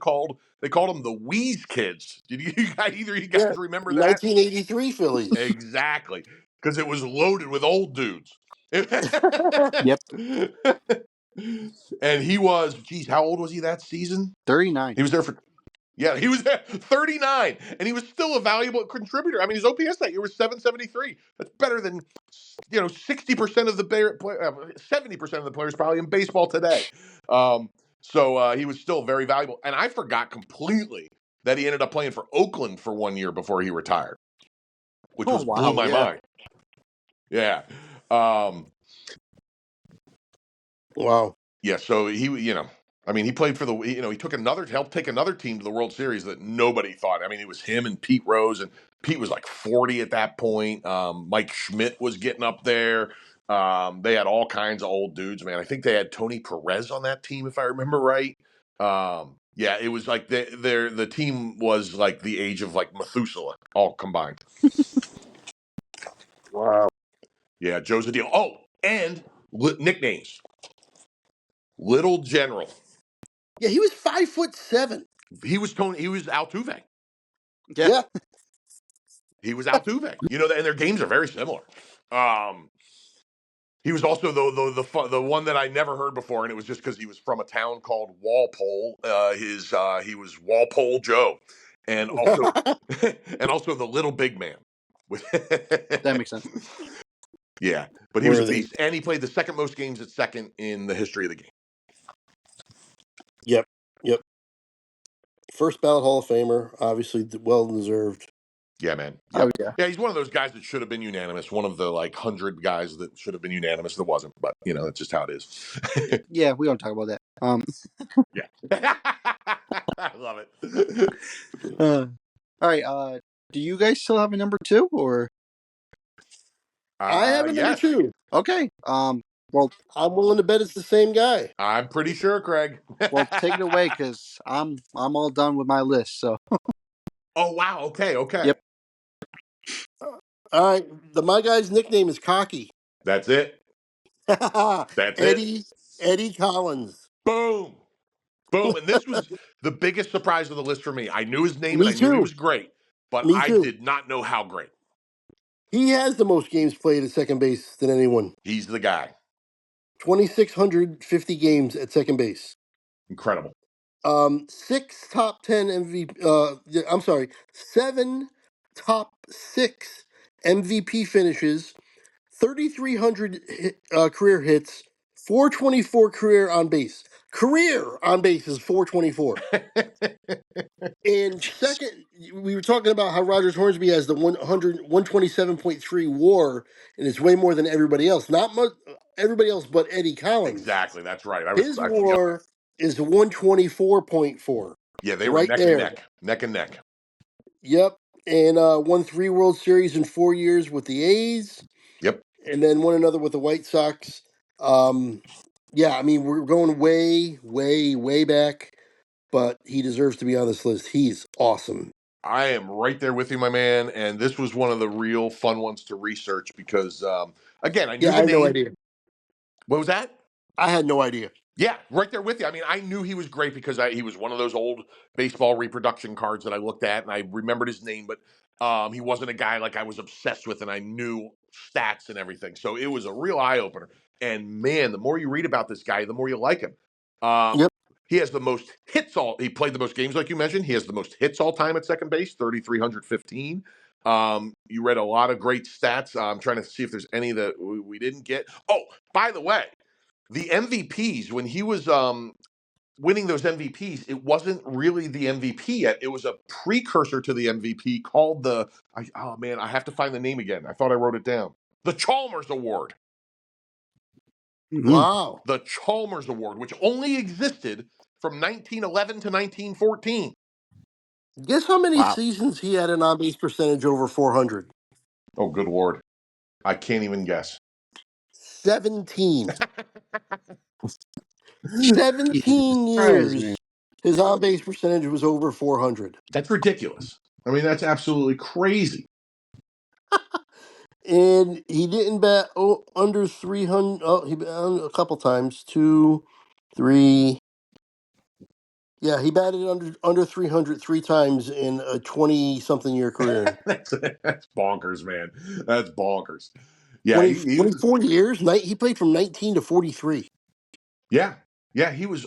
I mean, just an absolute, Age 19 to age 43. Yeah. absolute freaking legend. He didn't play a whole lot those last 2 years because he was a player manager, but up until 20, 28, 27. He was playing, and man, he was a beast. And a couple fun things about him: he has more steals than anybody at the second base position of all time, Yep.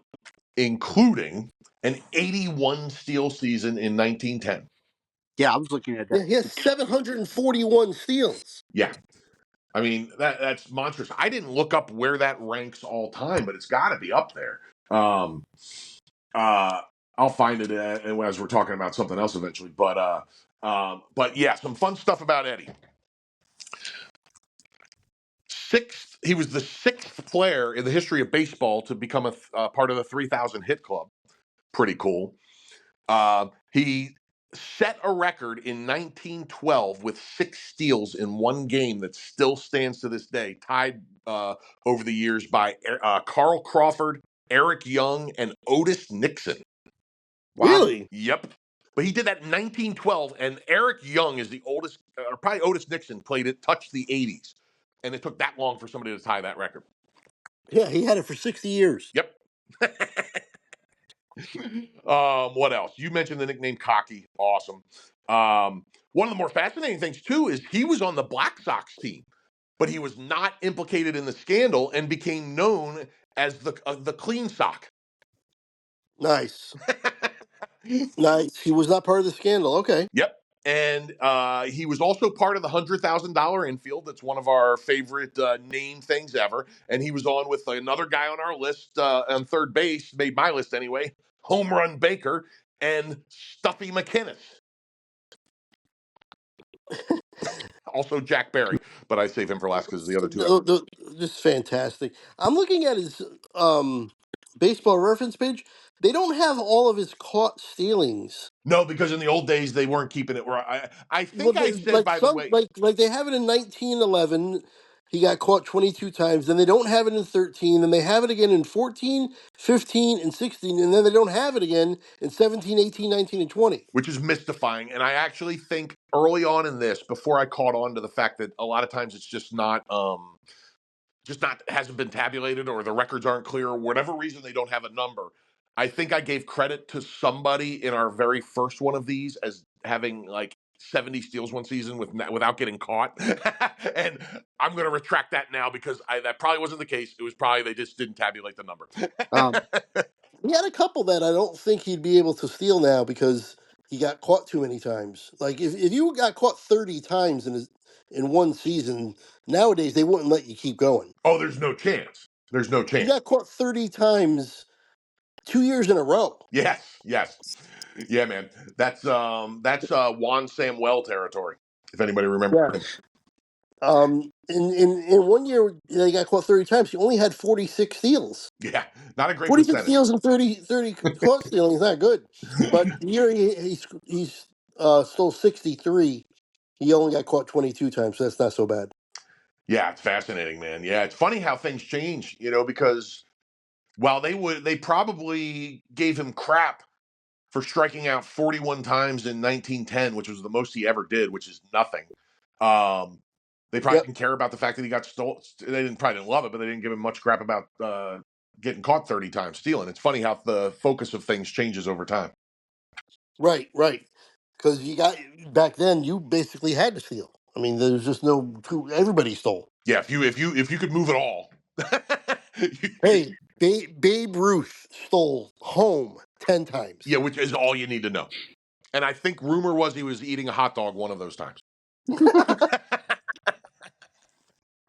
according to this, his stolen base is 7th all time. Oh, thank you, Jordan. I got sidetracked trying to look that up. Thank No, you. you're wrong. He's 7th. That's what it says. Beautiful, beautiful. Yeah, he was one of the real pleasant surprises about doing this exercise. Absolutely. Again, like you said, I knew of him, didn't know how great he was. You know what? I'm the same. He didn't make my list, but yeah, he definitely the same. I knew the name, just couldn't figure out anything. Right. I never dreamed that I would have him over Joe Morgan. No, I thought Joe Morgan was going to be 1 or 2 going into this. Yep. Because I knew about Rogers Hornsby. I knew about him very well, and I wasn't sure where he was going to stack up against Joe crossing generations. But Hornsby was so undeniable to me, I had to put him number one, and then Eddie came in at number two. That surprised me more than anything, putting him over Joe. Yep. All right. And I think we're done, right? Yep. Because Greg and I both had Rogers Hornsby number one. Yep. We are all set. Now, I have an honorable mention or two, if anybody else has any that didn't get mentioned. I think I've got a few. Cool. Yeah. You guys. Yeah. If you want to bring them on, go ahead. All right. Well, I'm going to give you my homer one first, and I almost put him on the list, but there's too many good guys, and I could have done it and been justified, honestly, and that is Chase Utley. Yep. He's on mine. Right on. Short prime relative to some of the other greats, and that's why he didn't make it for me. But his prime was as good as anybody's, and he was as important to his team as anybody I've ever seen play in Philly. Yeah, I agree. That was one guy that I was considering, but yeah, it's just couldn't have the heart to do it. Yeah, it was just tough because and when it came down to it, I went with the higher war of people that I was not sure about, and Robbie Alomar was my number 10, and he beat Chase Utley by 3 points in war, and that's why I put him on over Utley. The other one that I have, Lou Whitaker, Kent Utley, Altuve, Nelly Fox. Oh, nice. Did you know he died at the age of 47 from cancer from all the chewing tobacco he used? No, Jesus. Yep, 47 years old, cancer from chewing tobacco. And the picture of him on Baseball Reference is his left cheek is bulging enormously from a giant wad of chewing tobacco. Yep. But he was excellent. He was awesome. Good. And then I also have Utley, and I have Bobby Grich. Yep, he's on my list, Craig. He was 4 Gold Gloves, 6 All-Star games, and a 71 WAR, which is pretty high. When you brought up Frankie Frisch, and I said he was one of the 2 highest WARs I left off the list, Bobby Grich was the other guy I was talking about. Yep. I think he's really underrated because he played almost his whole career on the West Coast at a time where that really mattered in getting your people to see you. Yeah. Oh yeah, because all your games were a day behind in the paper on the East Coast. And remember the late games that the box scores weren't in the paper? That's right. And the paper mattered then. Big time. The paper really mattered. The USA Today, man, that was the baseball paper for me. Yes. Do you remember the newspaper, the National? It was just a sports page. I remember it, but I never got it. I remember hearing about it every day on the way to going to high school. I took the city bus and had a transfer in downtown New Haven, and they had a national newsstand, not a stand, but just a newspaper box where you put the money in, you open the door and take one. Yeah. Yeah, and they had a national right there, right at the bus stop in New Haven where I had to get on to go to West Haven for high school. And I got it every single day. It was a sports newspaper. It was great. I would have loved that, man. I remember hearing about it and being like, "Where do you get this thing?" Like, when you're as a kid growing up, like some things before the internet, you might as well have told me I had to go to Timbuktu to find a paper that was in downtown Lancaster. You know what I mean? Right. Yeah. So yeah, Bobby Grich. He's not overly spectacular or anything, but he was just solid across the board. And he had 1,800 hits. He had the WAR is really what put him on the list for me of the honorable mention. 71.1 is a big number for a WAR. It really is, man. It caught my eye because I remember Bobby Grich. He was kind of one of those guys that was in and out of like his early career. I was too young, and then I was old enough, and he would pop up in an All-Star game here or there. But I hardly ever got to watch him play because of the West Coast thing. So it was cool to see how good he actually was. Just looking at it. Yeah, he was definitely solid as a rock, but probably not enough to make the list, but right there. On. Let me throw a guy at you here. This was one of the names that I did not know at all and was really interesting looking at. I wanted to put him on the list, but there were so many good guys with long careers, I just couldn't do it. and that's a guy named Joe Gordon. Did anybody come across this guy other than me? Oh yes, Actually, I did not. I did. Okay. Jordan, you did? Okay, cool, cool. So here's the thing about Joe Gordon. He was, first of all, he was a Yankee from 38 to 46, minus the 44 and 45 seasons for military service. And that's one of the big reasons I wanted to bring him up, because his prime, he would have been 29 and 30 in those 2 seasons. So his prime was cut short. But check this out.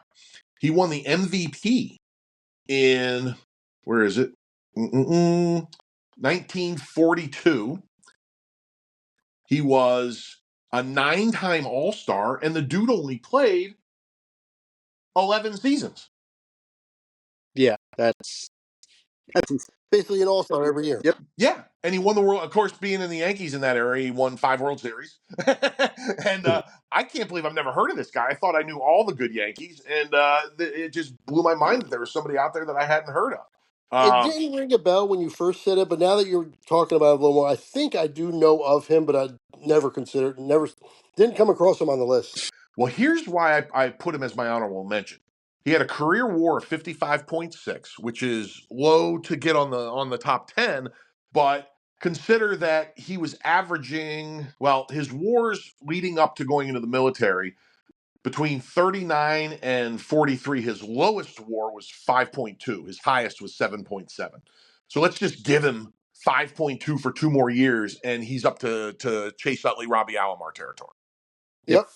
Um, and I like to give extra credit. Craig, you made a point. You're the one that brought this to the forefront early in us doing these top 10 lists. But I really like it that you did, and I like to do it now myself, is that to bring to the forefront these guys that missed time because of World War II.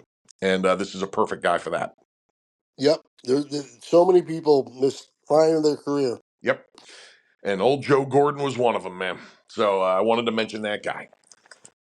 Awesome. And I have I have 3 or 2 more. If you have any more you want to go at first. No, I'm good. That's my list. I'm all set. Okay, so one is Willie Randolph, the Yankee, Oh yeah. Oh yeah. and Willie was a great player. He was just his WAR is almost exactly the same as Chase Utley, so they're in the same ballpark as far as that goes. And I just I remember him. I like him. There's some fun Willie Randolph stories. I didn't pull up the stories because he didn't make the list, but he's not quite Ricky Henderson or anything. But there's some good Willie Randolph stories out there. Oh yeah. And then the other guy, and this is a guy I knew nothing about, but my love for names, and that led me to looking into the career of a guy named Bid McPhee. I know of him too. I heard of him. Okay, well, old Bid McPhee is in the Hall of Fame. He his career WAR was 52.5, so he's certainly in the realm of more than respectability. But known as one of the greatest defenders of all time. And here's the crazy thing: his career never even touched the 1900s. He retired in 1899. Wow. Good old Bid Wow. And he had 2,258 career hits, and 568 steals, and 1,072 RBIs. Some of the other, and a lot of runs scored, and a fabulous mustache if you look up his picture. Nice, nice. And that's all I got. All right. Well, that was fun.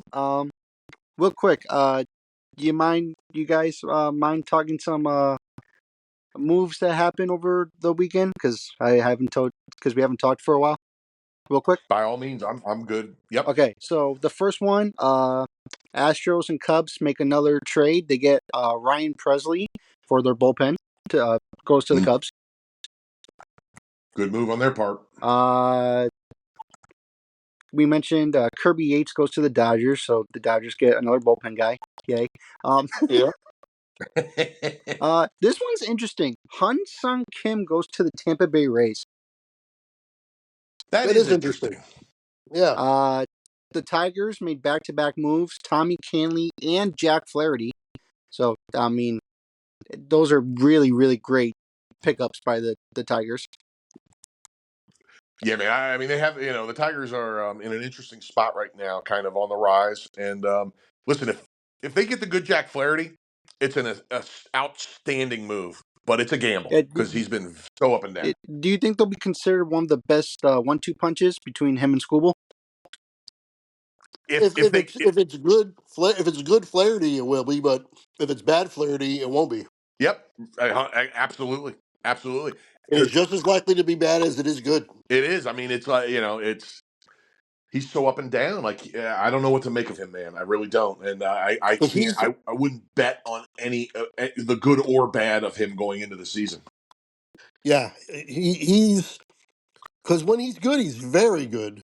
But when he's bad, he's like one of the worst pitchers in the league. Bad.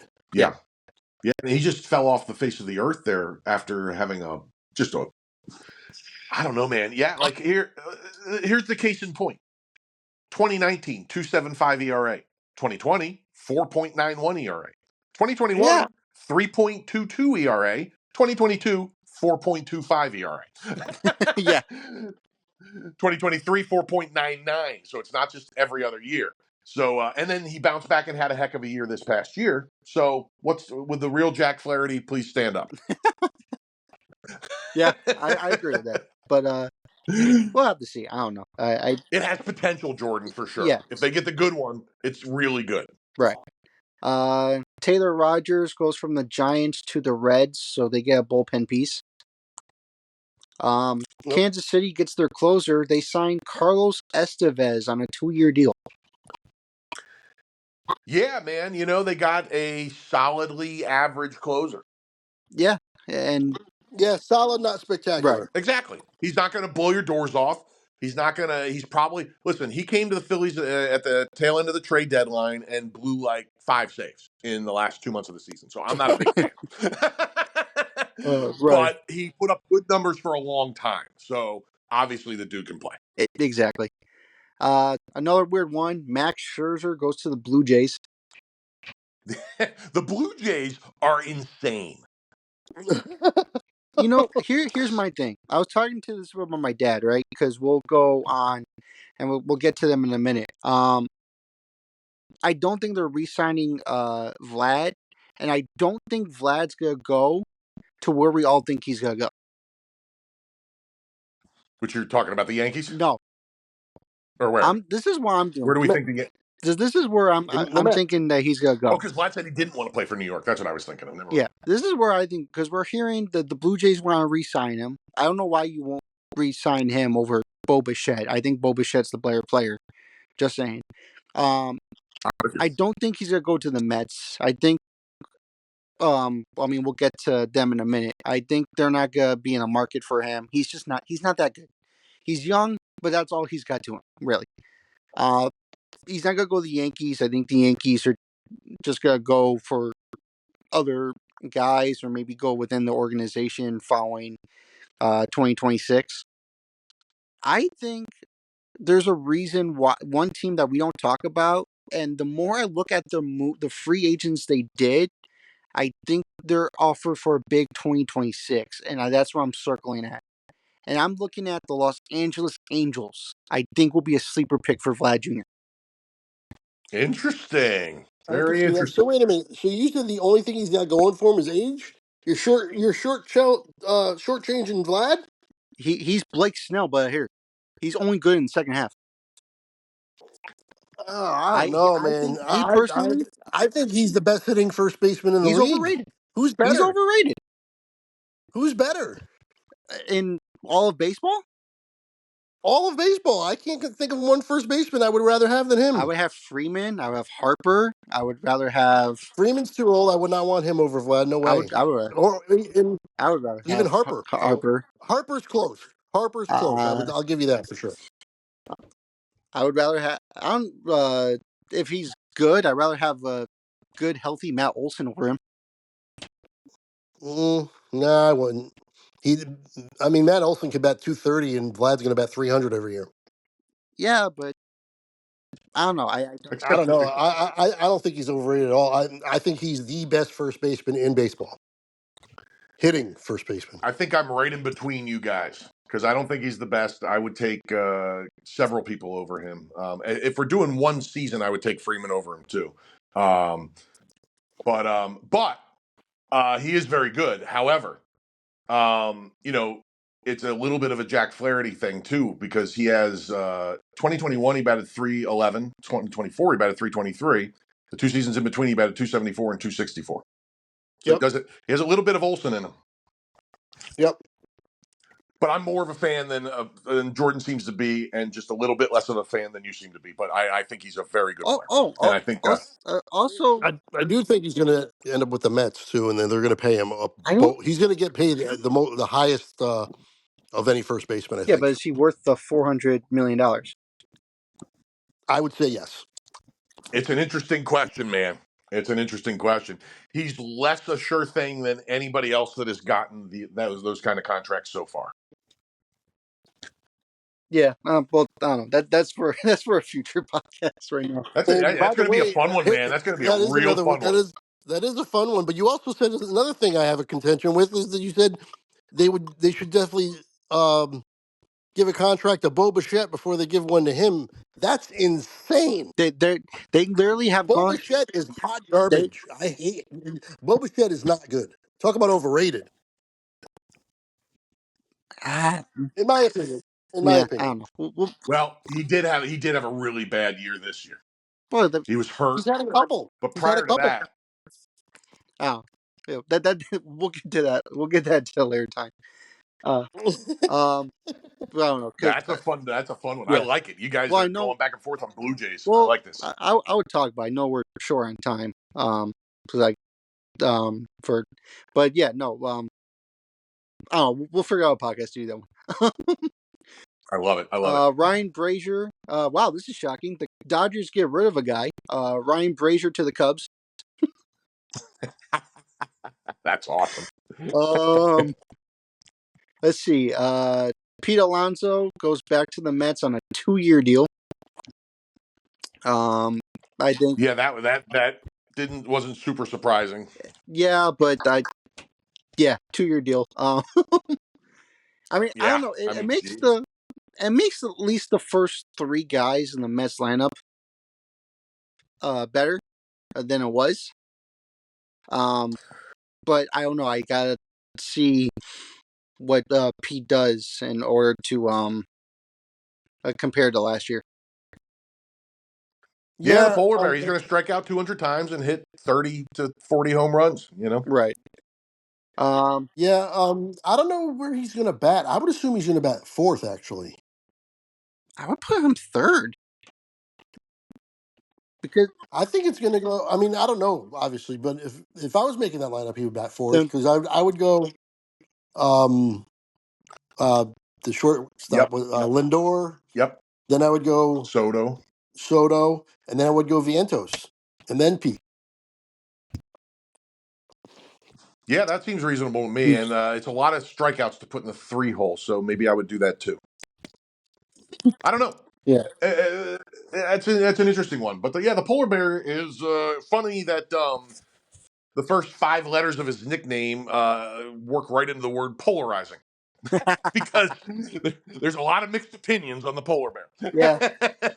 Oh I yeah, don't know. I think this is how I see it. The reason he took this is because there's opt out after year 1, and if he does good, I think the Mets will re-sign him and make him a Met for life. And then that's why I said I think Vlad will actually eventually go to the Angels of all people. yeah. I think that he won't get re-signed by the Mets. He'll opt out, and they're gonna get Vlad. That's my opinion on it. And they're gonna probably give him the $400 million. Well, And he's a free agent after this coming season, right? Vlad, yes, Okay, cool, yeah, cool. Yeah, and Pete signed a 2-year deal, right? But he has an opt out after year 1. I think he's going to. If he has a good, even if he has a good year, I don't think the Mets will re-sign him regardless. I think they're just done with him after this year, and they want Vlad. They're making it pretty well known that they want Vlad. yeah, Yeah, if they get him, I mean they'll let Pete walk for sure. yeah.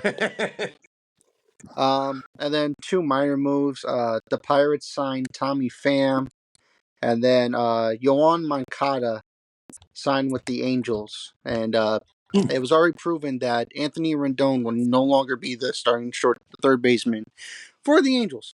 So How many years are left on his contract? he's got one more. Does he really? So I mean, that's one of the worst contracts in the history of baseball. yeah. Would you, with how little he's played, would you even consider that he would be the third baseman? Oh no, Like, was that ever a question? here's the funny part. When Seriously. Even when he was the third baseman, he really wasn't because he never played. yeah, Yeah, exactly. last year when the Angels came to the Nationals, the Nationals social media page, I kid you not, put a thing up when they played it. Since Anthony Rendon signed with the Angels used over 20 third basemen, That's crazy. and the Mets and the Nationals used like 15 since he left. I mean, that. And they probably had a lot less money invested in the position. Yep. Holy crap. I mean, since he signed with them, he has not played more than 58 games in a season. Oh yeah. Unbelievable. It's insane. It's absolutely, it defies everything. It's just, oh, I don't even know what to say about it. It's got to be so frustrating to be an Angel fan and watch Mike Trout's entire career just melt away before your eyes. That's why I said in 2026, if they got one more year or they try to get rid of that contract for Anthony Rendon, they could go Vlad and at least give Mike Trout a shot. Because then coming up in 2026, he'll have 4 years left. You have 4 years to get him back into the playoffs. I mean, it's a reasonable thought. It's a reasonable thought. I don't know if they can outbid the Mets for him, but it's or if he, but it does make some sense, Right. To try and help Mike Trout out. But man, I don't know. It just seems like it's like, who do the Mets want? And if they don't want him, then we can talk about who gets him. Yeah, exactly. Or the Dodgers, I should say too. Yeah, we can't forget about them. Yeah. All right. Oh, hey, one other thing I want to throw out real quick. Did you guys hear this? I don't know if it's a prevalent theory in Major League Baseball, but it's certainly running around Philly right now. And I think the odds of it being true are probably fairly slim, but boy, I hope it is. One of the big theories running around Philly right now about why the Phillies did so little this offseason is because they are talking about them making a massive push for Kyle Tucker next season. I can see that. Yeah. Yep. Which I would be ecstatic about. I mean, they did say that him re-signing with the Cubs. I think they said on the network today, him signing with the Cubs is very, very slim. He wants to test out the. Okay, so that at least there's some credence to this rumor. So all right. So they did say that. How much does he get? He gets easy 400, right? Well, man, the thing is, he's going to be 29, so he's older than Vlad, and like he's got massive injury stuff. Right. So I'm not quite sure. I don't know if he gets the Vlad. I don't think he gets Vlad money. I think he gets the next tier down. I think he gets a boatload, but I don't think it's quite the 30 million a year, you think? That seems totally reasonable. Yeah, in that ballpark for sure. I mean, what's Vlad going to get, do we think? Uh, probably 35, 38, maybe 40. Okay. So yeah, starting at 30 probably, and see where Yeah, I it could see goes. Vlad going 10 years, 400 million. Yeah. So and listen, even Tucker played half a season last year and only played 58 games in 2020, but he didn't play less than 140 games 3 seasons in a row from 21 to 23. So And last year when he did play, he was like MVP level. Oh, he was. Yeah. It was going to be between him and Judge for MVP at the point he got hurt. I agree. Yep. My God. So yeah, I could see him. Yeah, with the injuries, if Vlad's getting 40, 35 to 40, I could see him more in the 30 to 35 range. Yeah, that makes sense And to me. maybe 7 years. So give him 7 years, 210, $220 million, something like that. That makes a lot of sense to me, Craig. Yeah, absolutely. Yeah. And he can up that by going out and playing 160 this year. Yeah. I think. I mean, he legit could win the MVP. Yeah, I agree. he's been on the cusp of that for a while now, Right. man. He's one of my favorite players that in I the league. So yeah, I'm with you. I could see two teams interested in him. But it also depends on how everything moves. But that's just me. I do see the Phillies as a good fit. Um, Mm-hmm. I also see the Yankees as well. Um, going Yep. for him. Yeah, Yep. absolutely. Um, you know who's going to get him though? The Mets. The Dodgers. Oh yeah, because they like to have 47 outfielders. You're right, and They're going to. Oh, they're. I'm supremely confident in saying that they're going to get him, it wouldn't surprise me. Yeah. or the Mets. Mets would be number two for me. Phillies probably would be three. Yankees, I could see them being in contention for him, but I don't know. They're so determined to stay under that cap, and this would blow them way over. I don't know. I mean, they're a little bit over now, but it's not too much of a penalty. They're like, I think they're literally like $7 or $8 million over the last threshold. And if they trade Stroman, they'll be back under it, and they want to stay under it. And I don't know how they're going to, yeah, how they're going to stay under if they want to go after Tucker. There's no way. Yeah, they're not the big, they're not the team that can just buy anything they want anymore. Like Well, they there's can, they just won't. they They just won't. Right? refuse. Exactly. Um, I mean, regardless of the owner's finances and finances of the Dodgers with the group that owns them and whatever, the Yankees still made the most money of any team in baseball last year, and they do basically almost every year. yeah, unfortunately, what's the current Steinbrenner's name? How? Hal. That's right. Yeah, he's no George when it comes No, to the. he wants to make money first and win second. Yep. Yeah. Which I get as a business model, but it must be a bummer as a Yankee fan. Yeah, because if George was still here right now, we would definitely have Soto because he would have just paid whatever. Oh, He would have paid him $1 billion if he had to. you might have Otani. Yeah, If George yeah, probably if would. George was still here, well, a couple years ago they would have, because what, they had that bad season, and then the following free agency, Harper and Machado. So you would probably had more Harper, Machado. You probably had, like you said, Otani. Probably I everybody. mean, yeah, they, it would have been fascinating to see for sure, man. Yeah, I mean, Oh, and now they're making the most money of all of baseball in terms of just from the ball club. Um, they had the highest profit margin, and Hal is literally saying their payroll is not sustainable. incredible. Yeah. No. How? I mean, come on. And it'll be interesting to see what they do. Basically, what I think what they do is they add up all their expenses and everything, and then they add up what they're going to profit that year, and whatever they project for their profits, if there's anything over that, that's what they'll spend. Not profit year over year, profit what they project. So whatever they think they're going to make this year in 2025, if they make over that, that's what they'll use for free agents or spending on the team. Yeah, but they only signed like one big name. The rest were trades. And Yeah, you can't always keep doing that because because Devin well, Williams. because their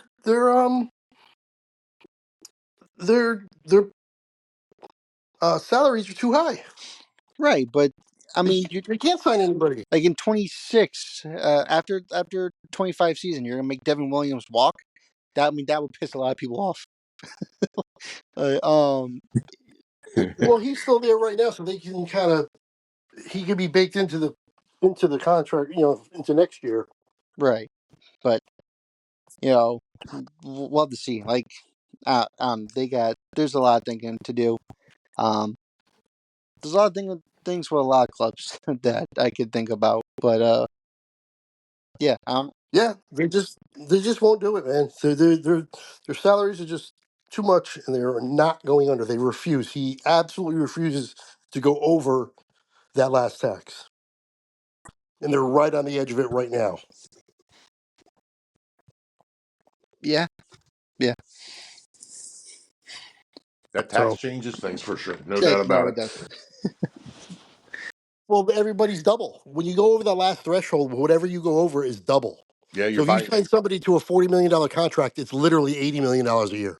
Yeah, you're buying two of whoever you get, but you're only Yep. getting one on the field. Yep. I mean, that is a hefty price. But again, they made the most money of anybody, and they're Right? the goddamn Yankees. Act Exactly. like it. Act It, the, like it. you can't be the Yankees and act like the weak sisters of the poor. It's like when in the Phillies through the most of the '90s acted. They were never the Yankees, but they certainly weren't a small budget team ever, and they acted like they were the Oakland A's for the better part of 15 years, and it drove Philly nuts. Yeah. They finally broke out of that when they signed Jim Thome, but it lasted from the late '80s through until they signed Jim Thome. Crazy. Yeah, it drove Philly. The ownership was largely anonymous, which drove everybody freaking nuts. There was nobody to yell at.